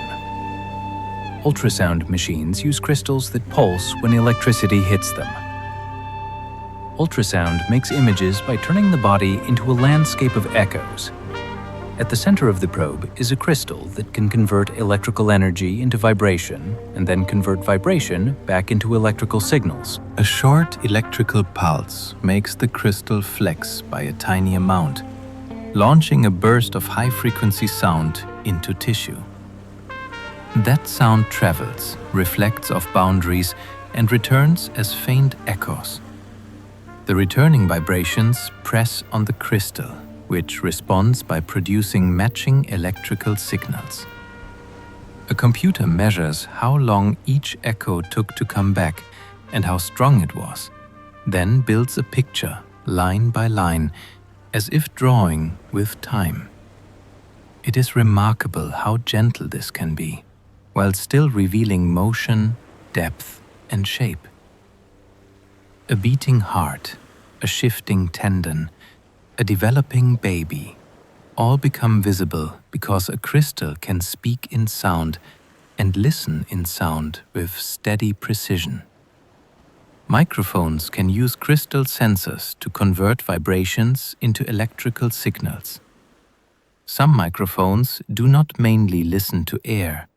They listen to contact and vibration using a crystal as the translator. Where the surface trembles even faintly, that motion presses on a poelectric element. The crystal responds by producing a changing voltage that mirrors the pattern of the vibration. This is why contact microphones can pick up the secret voice of objects, like the buzzing of a lampshade, the creak of a table, or the deep resonance of a guitar body. Musicians use crystal pickups to capture the character of an instrument directly through its wood and bridge, not just through the air around it. The results can feel close and intimate, like hearing the instrument from the inside. It is also a reminder that sound is not only something that travels through air. Sound is motion moving through matter, and a crystal can turn that motion into a signal ready to be shaped, amplified, and recorded. Some sensors detect tiny motions using crystal oscillations that shift in frequency. A vibrating crystal can act like a steady heartbeat for a machine, and that steadiness is exactly what makes it so sensitive. Engineers drive a crystal to oscillate at a precise frequency, then monitor it for the slightest drift. If a tiny mass settles on the surface, if temperature changes, if pressure shifts, or if a thin film of a chemical sticks to it, the crystal's rhythm nudges by a small amount. That change is measurable, and it can reveal events that would otherwise be invisible. This principle is used in sensors that detect trace chemicals, fine particles, or subtle mechanical strain. The crystal does not need to move dramatically. It only needs to keep time reliably. When the baseline is calm, even a whisper of change shows up as a shift in frequency. In a quiet way, the sensor becomes a listener for the microscopic world, translating tiny influences into readable differences in rhythm. Crystal resonators help GPS receivers lock onto precise timing signals. GPS feels like geography, but underneath it is a timing puzzle. Your receiver listens for signals from multiple satellites and compares when each one arrives. The differences in arrival times become distances, and the distances become position. To do that reliably, the receiver needs a stable internal rhythm that does not wander while it tracks faint radio codes. A crystal resonator provides that steadiness, acting like an electronic reference beat. It helps the receiver stay locked onto signals that may be weak, bouncing around buildings or changing as you move. The crystal does not measure your location directly. It simply keeps time well enough that the receiver can do the math without losing its grip. That is what makes it so fascinating. A small piece of orderly mineral can help your phone listen to space with the calm precision needed to guide a walk through a city or a drive across a country. Synthetic gemstones are real crystals grown in labs with controlled conditions. A lab-grown gemstone is not a fake crystal. It is a crystal formed by the same rules, with the same structure and chemistry, just with a different birthplace. In a laboratory, scientists control temperature, pressure, and the chemical environment so atoms can assemble into an ordered lattice. This can produce stones with consistent color and clarity, and it can also reveal something deeply satisfying about crystals. They do not require mystery to form, they require conditions. When those conditions are met, order appears. Lab growth also reduces the randomness of natural formation, where cracks, inclusions, and uneven chemistry are common. Some people love those natural quirks, others prefer a cleaner look. But either way, the science is the same. The crystal lattice determines the identity of the gem, not the story we attach to it. Watching a gemstone grow under controlled conditions is like seeing geology sped up and guided, with beauty arriving through patience and precision. A lab-grown diamond is still diamond, just with a different origin story. Diamond is defined by its structure. Carbon atoms bonded in a rigid three-dimensional network. When that structure forms, the material behaves as diamond, whether it grew deep in the earth or inside a chamber built by humans. In laboratories, diamonds can be made by recreating high-pressure conditions or by feeding carbon regases onto a growing surface, letting the lattice build layer by layer. The result is the same kind of crystal with the same hardness and the same way of handling light. What changes is the journey. Natural diamonds often carry a deep earth history and a violent trip upward. Lab-grown diamonds carry a story of controlled growth, careful monitoring, and deliberate design. That contrast can be surprisingly thought-provoking. Two stones can be physically equivalent, yet one is a geological messenger and the other is a technological achievement. In both cases, the wonder is the same. Carbon found a way to lock itself into one of nature's most famous and demanding patterns. Scientists grow gigantic crystals to study neutrons, magnetism, and superconductors. Some of the most important crystals in science are not worn, displayed, or collected.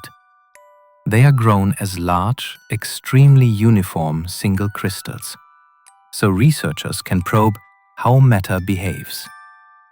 When a material is made of many tiny grains, boundaries and disorder can blur the signal.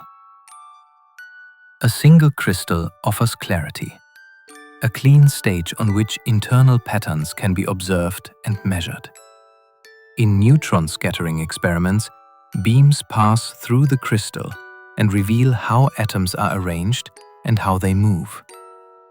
Other investigations focus on magnetism, where delicate alignments and phase shifts can remain hidden unless the crystal is exceptionally well formed. For superconductors, the quality of the crystal can determine whether unusual electrical states emerge clearly or are obscured by defects. Growing such crystals is slow and exacting, demanding precise temperature control and extreme purity. It often feels less like manufacturing and more like careful cultivation. The payoff, however, can be extraordinary. A large crystal becomes a scientific instrument made of the material itself, allowing nature to explain its own hidden rules. Superconducting crystals can carry current with almost no resistance when cooled. In everyday wires, electrical current loses energy as heat because electrons scatter as they move through the material.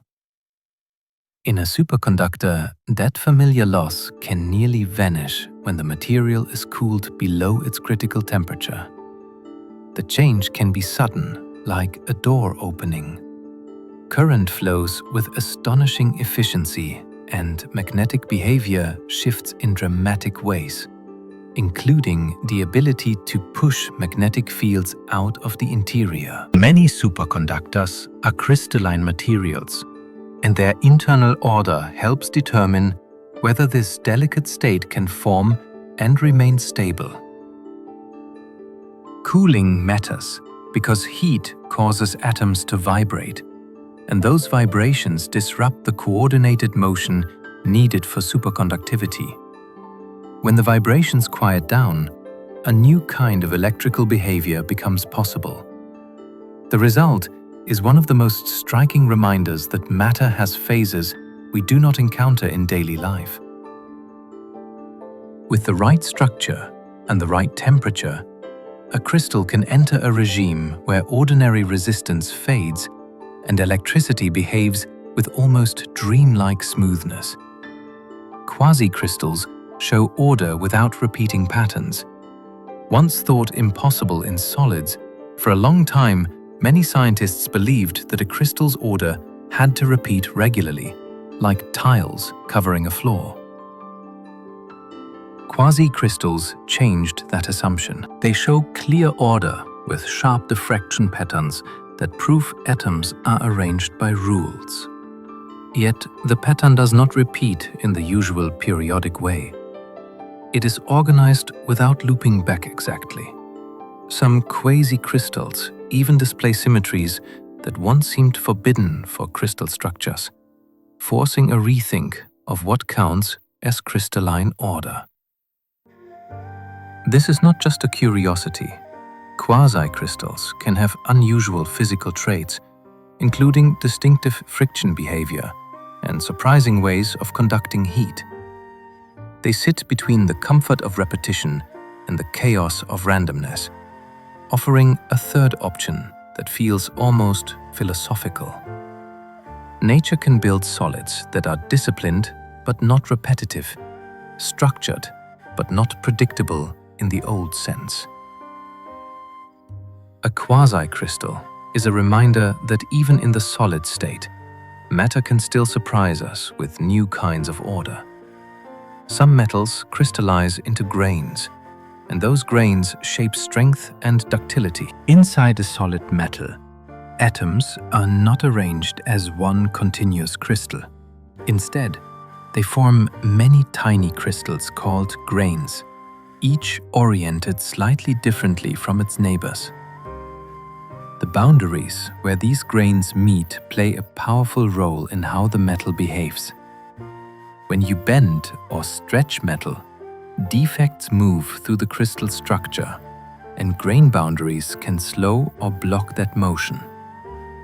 Smaller grains usually make a metal stronger because there are more boundaries to interrupt movement. Larger grains can allow easier shaping but may reduce strength. This is why metals can feel stiff, springy, or soft, depending on how they were processed. Rolling, forging, and controlled heating all change grain size. Even a simple paper clip owes its behavior to this hidden mosaic of crystals. The metal you touch feels uniform, but its strength, flexibility, and failure all depend on how countless microscopic grains share the load together. Steel becomes tougher by controlling crystal phases formed during heating and cooling. Steel is unusually adaptable because its crystal structure can change with temperature. When heated, steel enters a phase that can dissolve more carbon within its lattice. As it cools, that structure transforms again, and the speed of cooling determines what forms next. Slow cooling allows atoms time to settle into softer arrangements. Rapid cooling can trap carbon in place, creating a harder but more brittle structure. A later reheating step, called tempering, adjusts the balance, restoring toughness while keeping strength.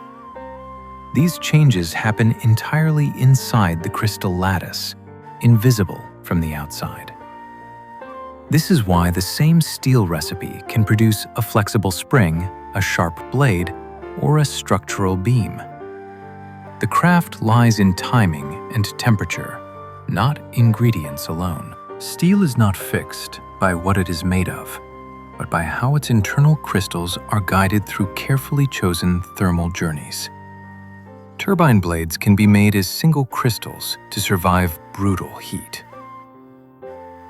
Turbine engines operate in conditions so extreme that ordinary metal would slowly deform and fail. One solution is to make critical components from a single crystal rather than many grains.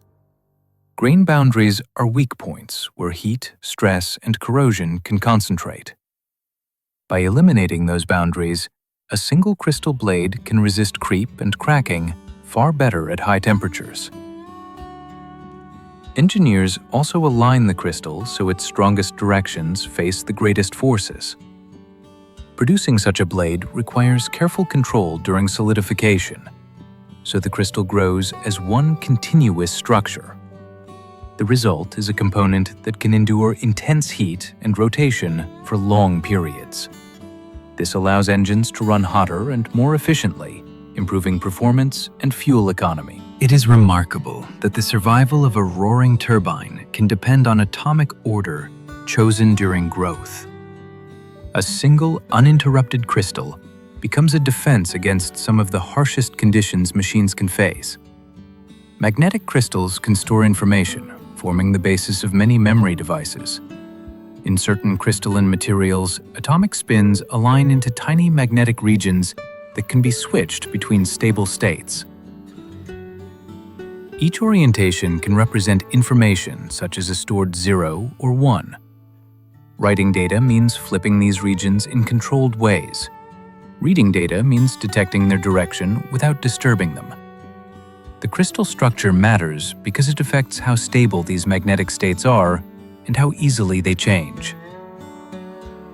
Engineers design materials so information remains secure against heat and noise while still allowing fast access. This approach has enabled massive data storage in compact devices. Entire libraries can be held as patterns of magnetic alignment far smaller than a grain of dust. The information is not stored as flowing electricity, but as physical order frozen into matter. Memory becomes a property of crystal structure itself, turning invisible atomic orientation into lasting digital records. Certain crystals can guide light in photonic circuits, like glass highways for photons. Light can be controlled much like electricity when crystals are structured carefully. In photonic circuits, repeating crystal patterns create pathways that allow certain wavelengths of light to travel while blocking others. These structures act like microscopic road systems for photons, guiding them around bends, splitting them, or filtering them by color.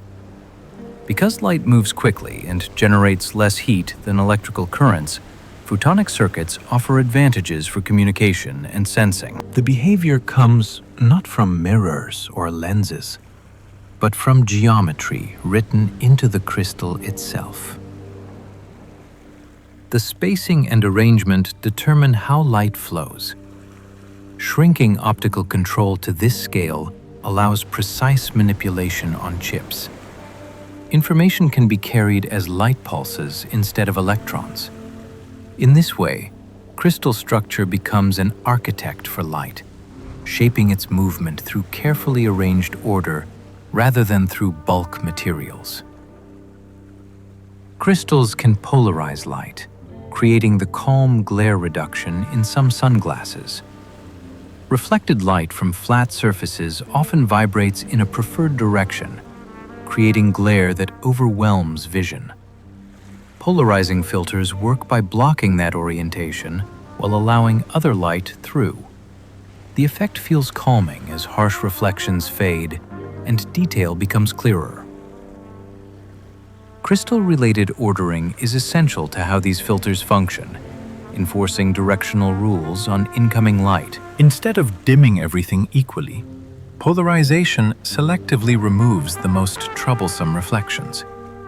This makes it easier to see into water, drive in bright conditions, or reduce eye strain.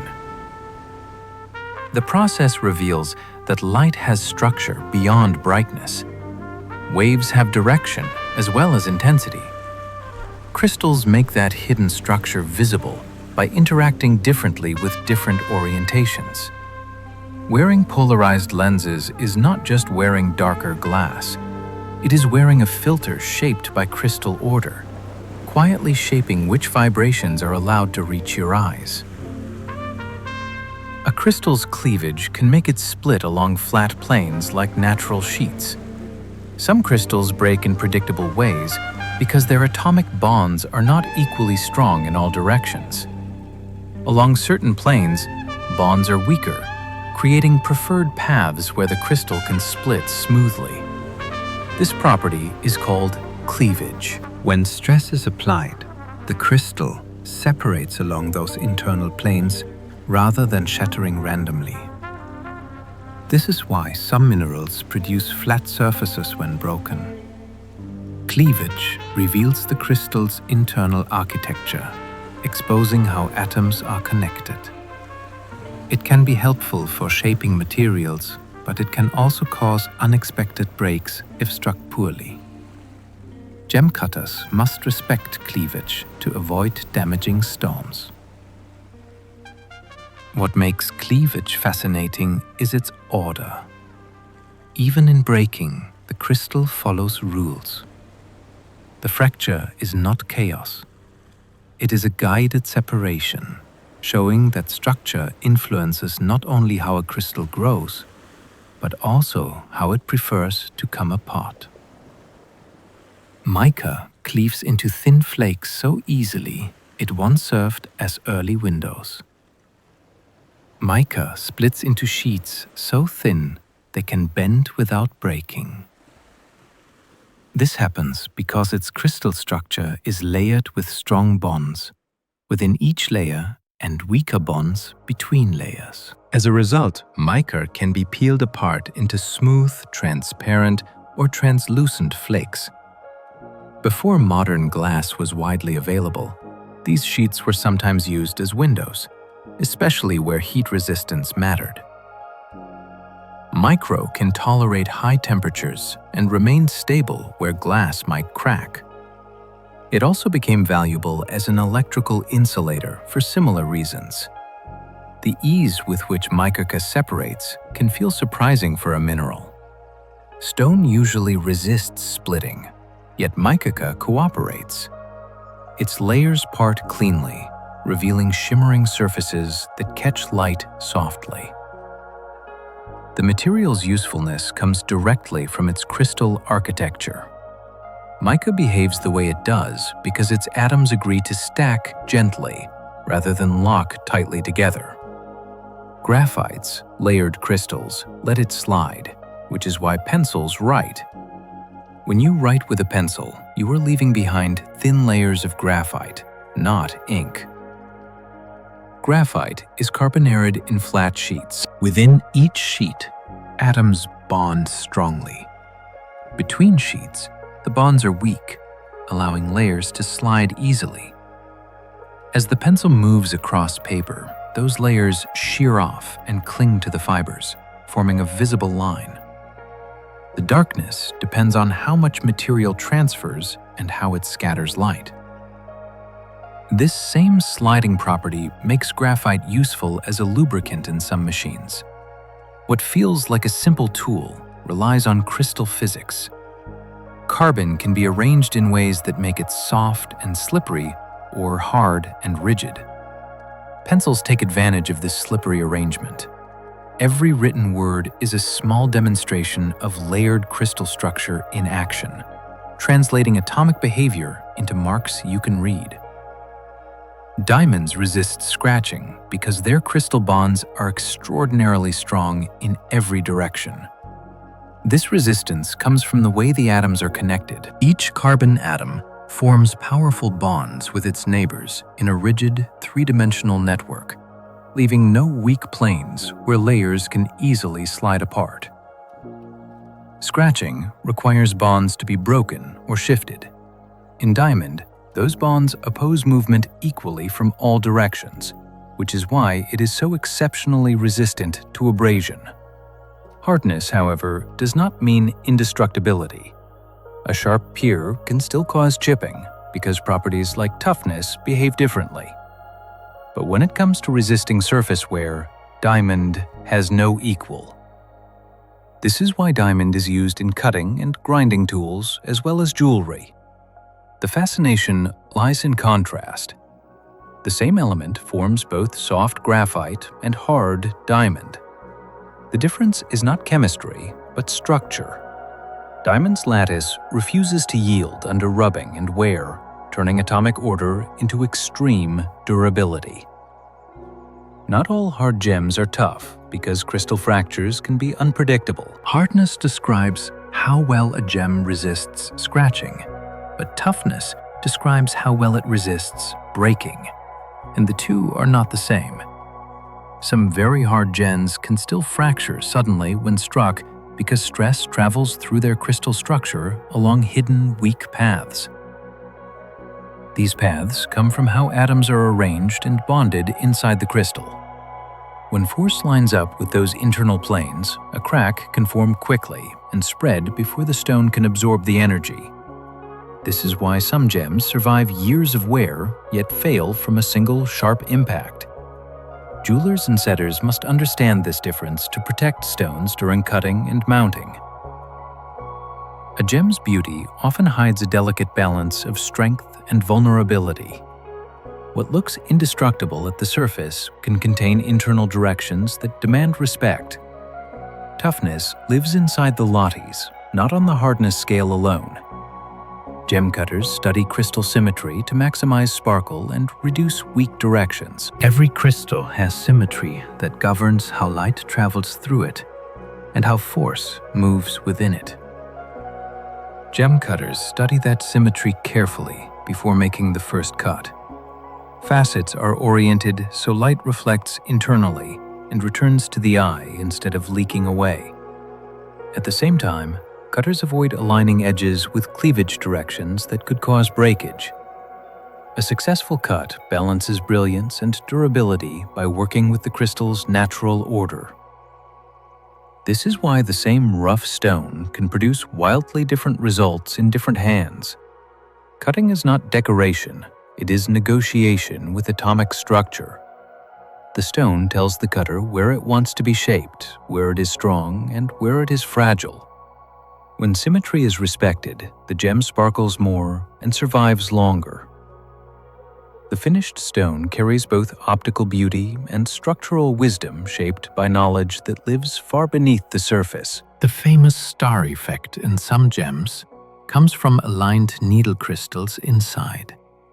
Star gemstones owe their beauty to tiny needle-shaped crystals trapped during growth. These inclusions align along specific directions dictated by the host crystal symmetry. When light enters the stone, it reflects off the needles and gathers into bright rays that cross at the surface. This effect only appears when the stone is cut into a smooth dome, allowing reflected light to concentrate rather than scatter. The number and orientation of rays depend on how many inclusion directions are present. In many sapphires and rubies, the needles are made of rutile, arranged with remarkable consistency. What makes this effect special is that clarity would destroy it. Without inclusions, there would be no star. The gem's most dramatic feature comes from internal structure, not perfection. As the stone moves, the star glides across its surface, turning hidden order into visible motion. Cat's eye gems shimmer from parallel inclusions that reflect light as a band. Cat's eye gemstones display a single, luminous line that slides across the surface when the stone moves. This effect is created by countless parallel inclusions inside the crystal that reflect light in a focused way. When the stone is cut into a rounded shape, those reflections merge into a narrow band resembling a feline eye. Precision matters at every stage. The inclusions must be evenly spaced and consistently aligned, and the cut must be oriented exactly right. If anything is off, the eye weakens or disappears. Chrysoberyl is the most famous cat's eye gem, prized for its sharp, centered band. Like starstones, these gems turn internal features into visual drama. Their beauty is not painted on the surface. It is built from repetition hidden within. Light reveals that order as motion, creating a living highlight that responds to every shift of the hand. Some crystals glow under ultraviolet light, a phenomenon called fluorescence. Under ultraviolet light, some crystals absorb energy and remit it as visible glow. This process is called fluorescence, and it can transform ordinary minerals into vivid displays of color. The glow occurs when electrons inside the crystal are excited by ultraviolet radiation and then fall back to lower energy states, releasing light. The color depends on impurities and defects within the lattice. Some crystals glow blue, others green, red, or white. Fluorescence is used to identify minerals and analyze gemstones, revealing features invisible in normal light. It also shows that crystals interact with energy in layered ways. What appears dull in daylight may burst into color under different conditions. The glow fades when the ultraviolet source is removed, but the memory of it lingers. Fluorescence reminds us that crystals store potential energy quietly, waiting for the right trigger to release it as light. Fluorite is named for fluorescence, though many minerals can glow too. Fluorite played a key role in the discovery of fluorescence, giving the phenomenon its name. Early observers noticed that fluorite emitted visible light after exposure to invisible radiation. Later research revealed that many minerals share this ability. Kaolite, witherite, and some diamonds can all fluoresce each for different reasons. The glow comes from trace impurities or structural defects that trap and release energy. Fluorite remains famous because it can show a wide range of colors and glow patterns, sometimes changing appearance dramatically under ultraviolet light. Its behavior helped scientists understand how crystals interact with energy beyond visible wavelengths. Fluorescence turned minerals into tools for studying atomic behavior. It also deepened appreciation for hidden properties that only appear under special conditions. A crystal can seem simple until the lighting changes. Then its internal structure announces itself in color, revealing complexity that daylight alone cannot show. Certain crystals change color in sunlight versus indoor light, called color change. Some gemstones appear to change identity when moved between lighting environments. This color change effect happens because the crystal absorbs specific wavelengths depending on the light source. Sunlight and indoor lighting contain different balances of colors. A crystal that absorbs red light strongly may appear green in daylight, but shift toward red or purple indoors. The change is not a trick of the eye, it is a real interaction between the stone structure and the light spectrum. Trace elements inside the crystal create absorption patterns that respond differently to various sources. This makes color-changed gems especially captivating because they feel alive to their surroundings. The stone seems to respond to time of day and place. Color becomes dynamic rather than fixed. What you see depends on how the crystal is fed with light, turning illumination itself into part of the gem's story. Alexandrite shifts from green to red because it absorbs different parts of the spectrum. Alexandrite is the most famous color change gemstone because its shift is strong and dramatic. In daylight, it appears green or bluish-green. Under indoor lighting, it turns red or purplish. This happens because chromium inside the crystal absorbs light unevenly across the spectrum. Sunlight contains more green and blue wavelengths, while incandescent light is richer in red. Alexandrite transmits what remains after absorption, so the dominant color changes with the source. The effect is sharp enough that the stone can seem like two different gems. This rare behavior made alexandrite famous shortly after its discovery. It also makes it a lesson in crystal optics.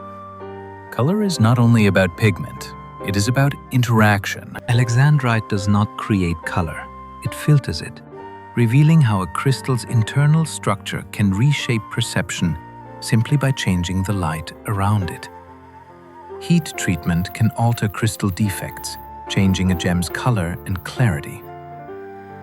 Heating a gemstone can rearrange defects inside its crystal lattice. These defects influence how light is absorbed and scattered. When heat allows atoms to shift slightly, color centers can strengthen, weaken, or disappear. In some gems, heating deepens color. In others, it lightens or clarifies the stone. This method has been practiced for centuries, long before anyone understood it at the atomic level.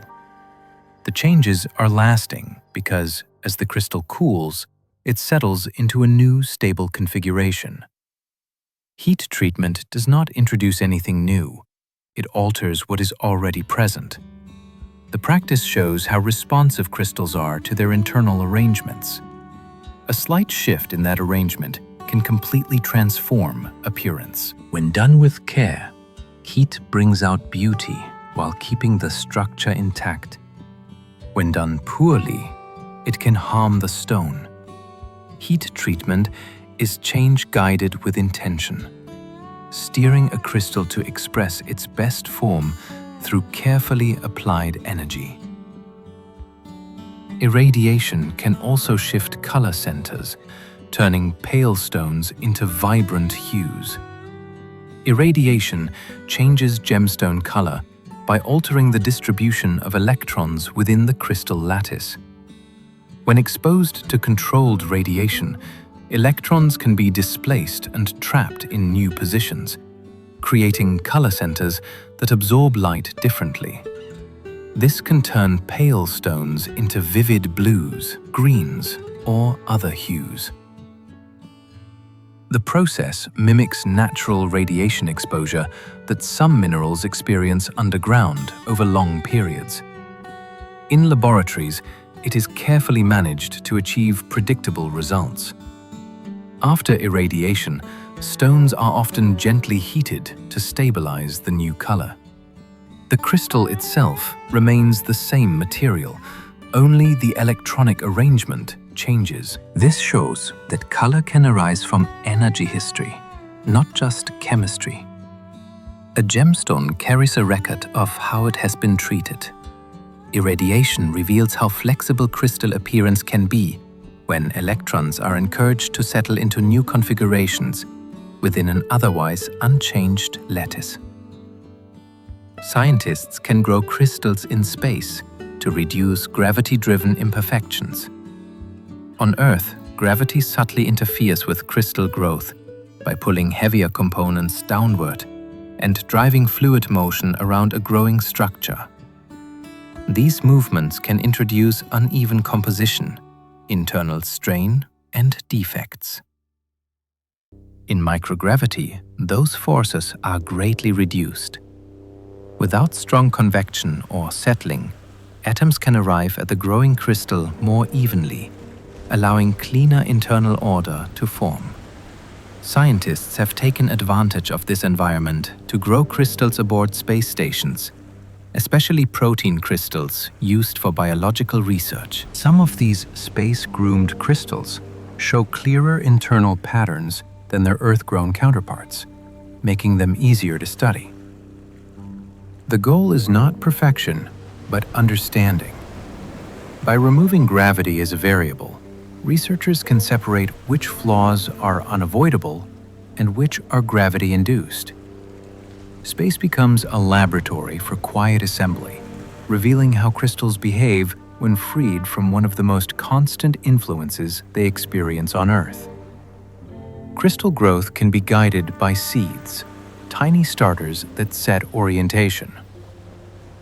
Many large crystals begin with something very small, a seed crystal that provides a starting pattern. This seed carries a specific atomic orientation, and as new material attaches, it follows that arrangement. The process encourages the entire structure to grow as one continuous crystal, rather than many competing grains. This technique is widely used to grow silicon for electronics, gemstones for study, and large crystals for research. Without a seed, growth can begin randomly in multiple directions, creating boundaries and internal weaknesses. With a seed, growth becomes orderly and predictable. The seed does not force atoms into place. It simply offers an example, and atoms align naturally under the right conditions. This reveals something elegant about crystal behavior. Order spreads when it is given a clear beginning. A structure measured in kilograms can trace its orientation back to a tiny fragment that quietly set the direction for everything that followed. Crystals can form dendrites, branching shapes that look like frost patterns. Under certain conditions, crystals grow in branching forms called dendrites that resemble trees, snowflakes, or frost spreading across glass. These shapes appear when material reaches the growing crystal unevenly, favoring fast growth at tips and edges. As a branch advances, it intercepts more incoming atoms, which encourages further branching. The process repeats, producing intricate patterns that feel organic despite being governed by physical rules. Dendritic growth is common in freezing metals, ice formation, and some mineral deposits. The final shape depends on temperature, concentration, and how quickly material is supplied. A slight change can turn a compact crystal into a sprawling network. What makes dendrites fascinating is that they show order, responding to imbalance. The crystal does not grow this way by choice. It follows the path that delivers material most efficiently. Complexity emerges naturally when conditions favor rapid, uneven attachment, turning simple rules into elaborate structure. Imperfect crystals can be more useful than perfect ones, thanks to controlled defects.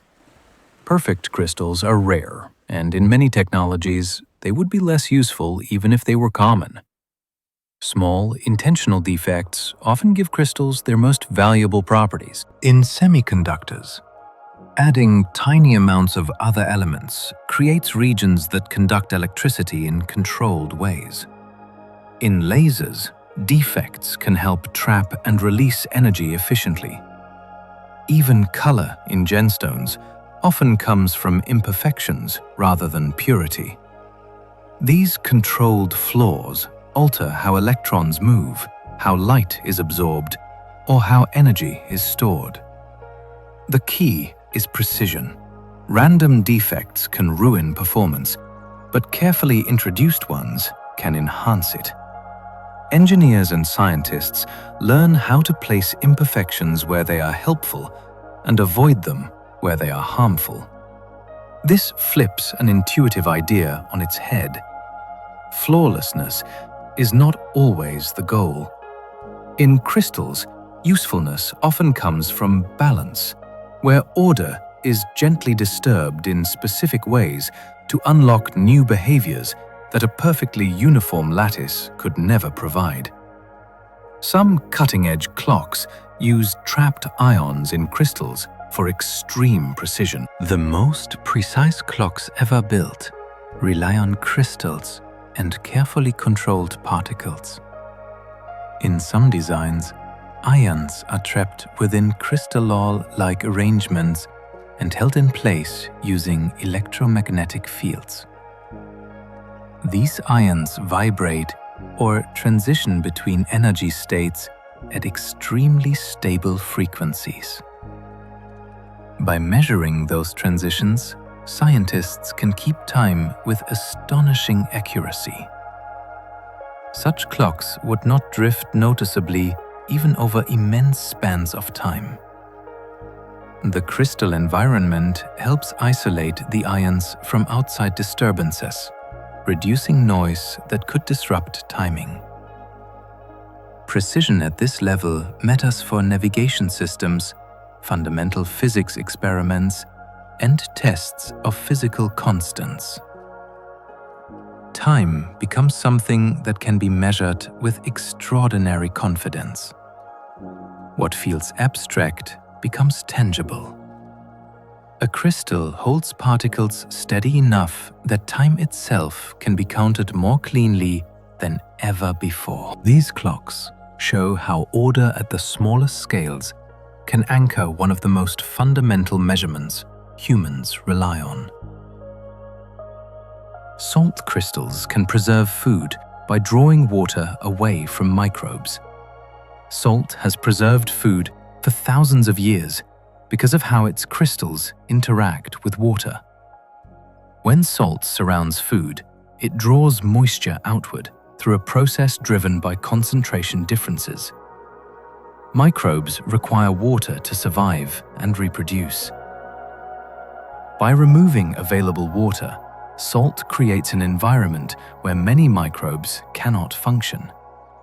The crystal structure of salt allows it to dissolve readily and distribute evenly, maintaining this drying effect over time. This method does not rely on killing organisms directly, but on making survival difficult. The food becomes safer because the conditions no longer support rapid decay. Long before people understood microbes or chemistry, they learned that salt extended freshness. The practice worked because crystal behavior at the molecular level reshaped the environment. Preservation was achieved not through force, but through controlled dehydration.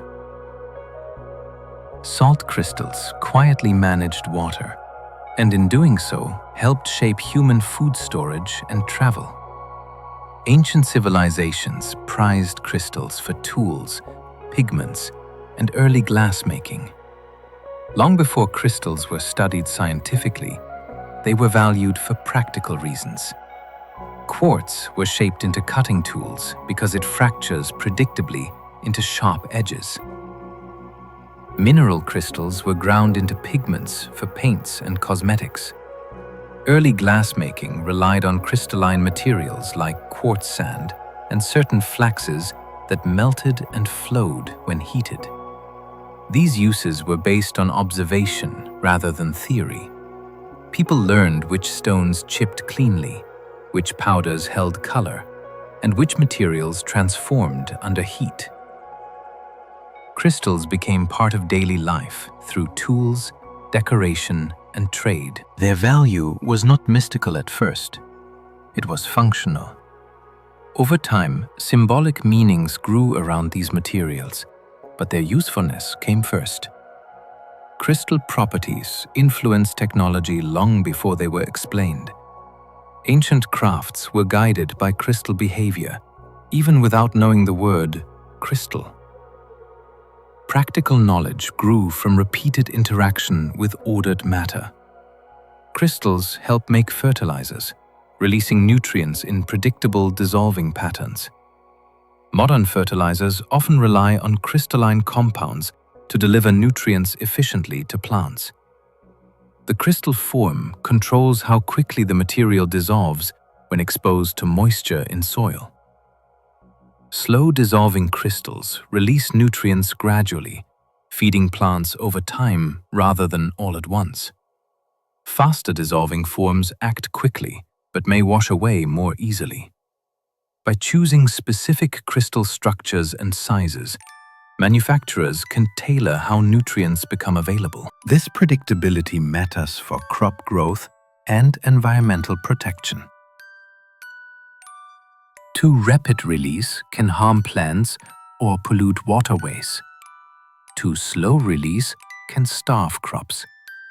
Crystal chemistry allows balance.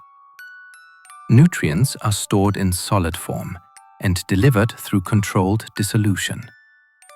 This shows how crystal behavior reaches beyond laboratories and jewelry into agriculture and food supply. The shape and structure of tiny solids help determine how plants grow, how soils behave, and how efficiently nutrients move through ecosystems shaped by human care. Time crystals are exotic quantum states that repeat in time, not space. Time crystals challenge intuition by showing repeating behavior without repeating structure in space. In these systems, particles cycle through states at regular intervals, even without continuous energy input. The repetition happens in time rather than position. This behavior was once thought impossible, but it has been demonstrated in carefully controlled quantum systems. Time crystals do not move like gears. They oscillate in a stable rhythm, protected from disruption. The phenomenon reveals new ways matter can organize itself under quantum rules. While practical uses are still being explored, time crystals deepen understanding of how order can exist beyond familiar patterns. They show that symmetry is not limited to shape. It can also govern motion. A system can be structured around repetition in time, expanding what scientists mean by a crystal. This idea stretches classical thinking and opens new directions for studying stability, energy, and order in complex quantum systems. The world's neatest symmetry often hides in crystals, from atoms to mountains. Crystals display symmetry across astonishing scales.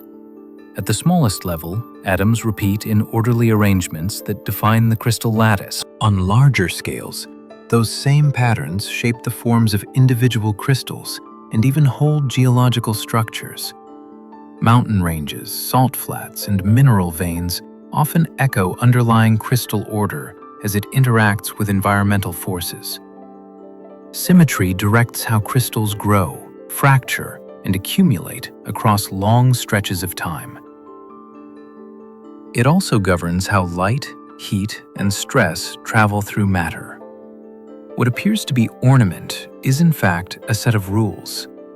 Crystals show how repetition and balance can scale upward, connecting the unseen to the visible.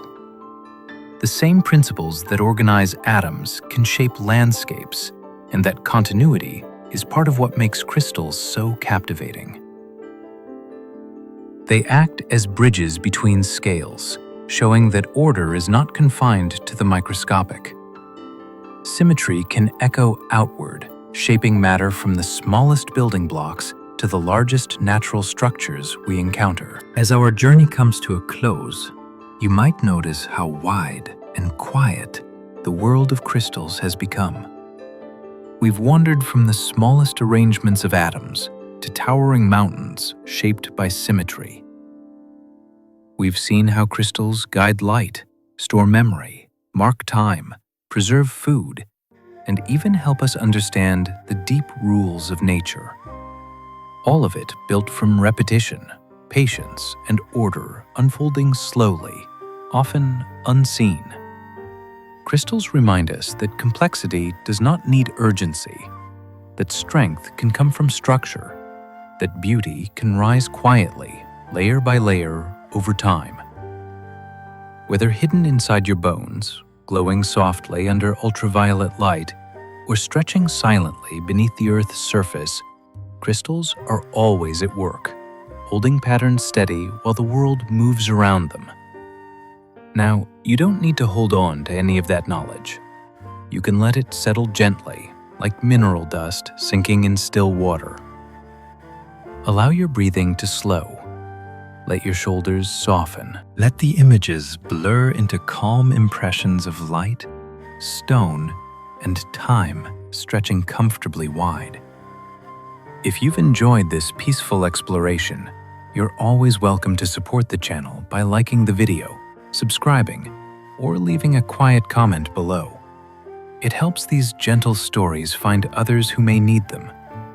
And if you're still awake and curious, another sleepy journey is waiting for you on screen now, ready whenever you are. But if rest is calling, you can answer it without hesitation. Let the rhythms of the night take over. Let thoughts drift and loosen. Nothing more is required of you now. sleep well, and good night.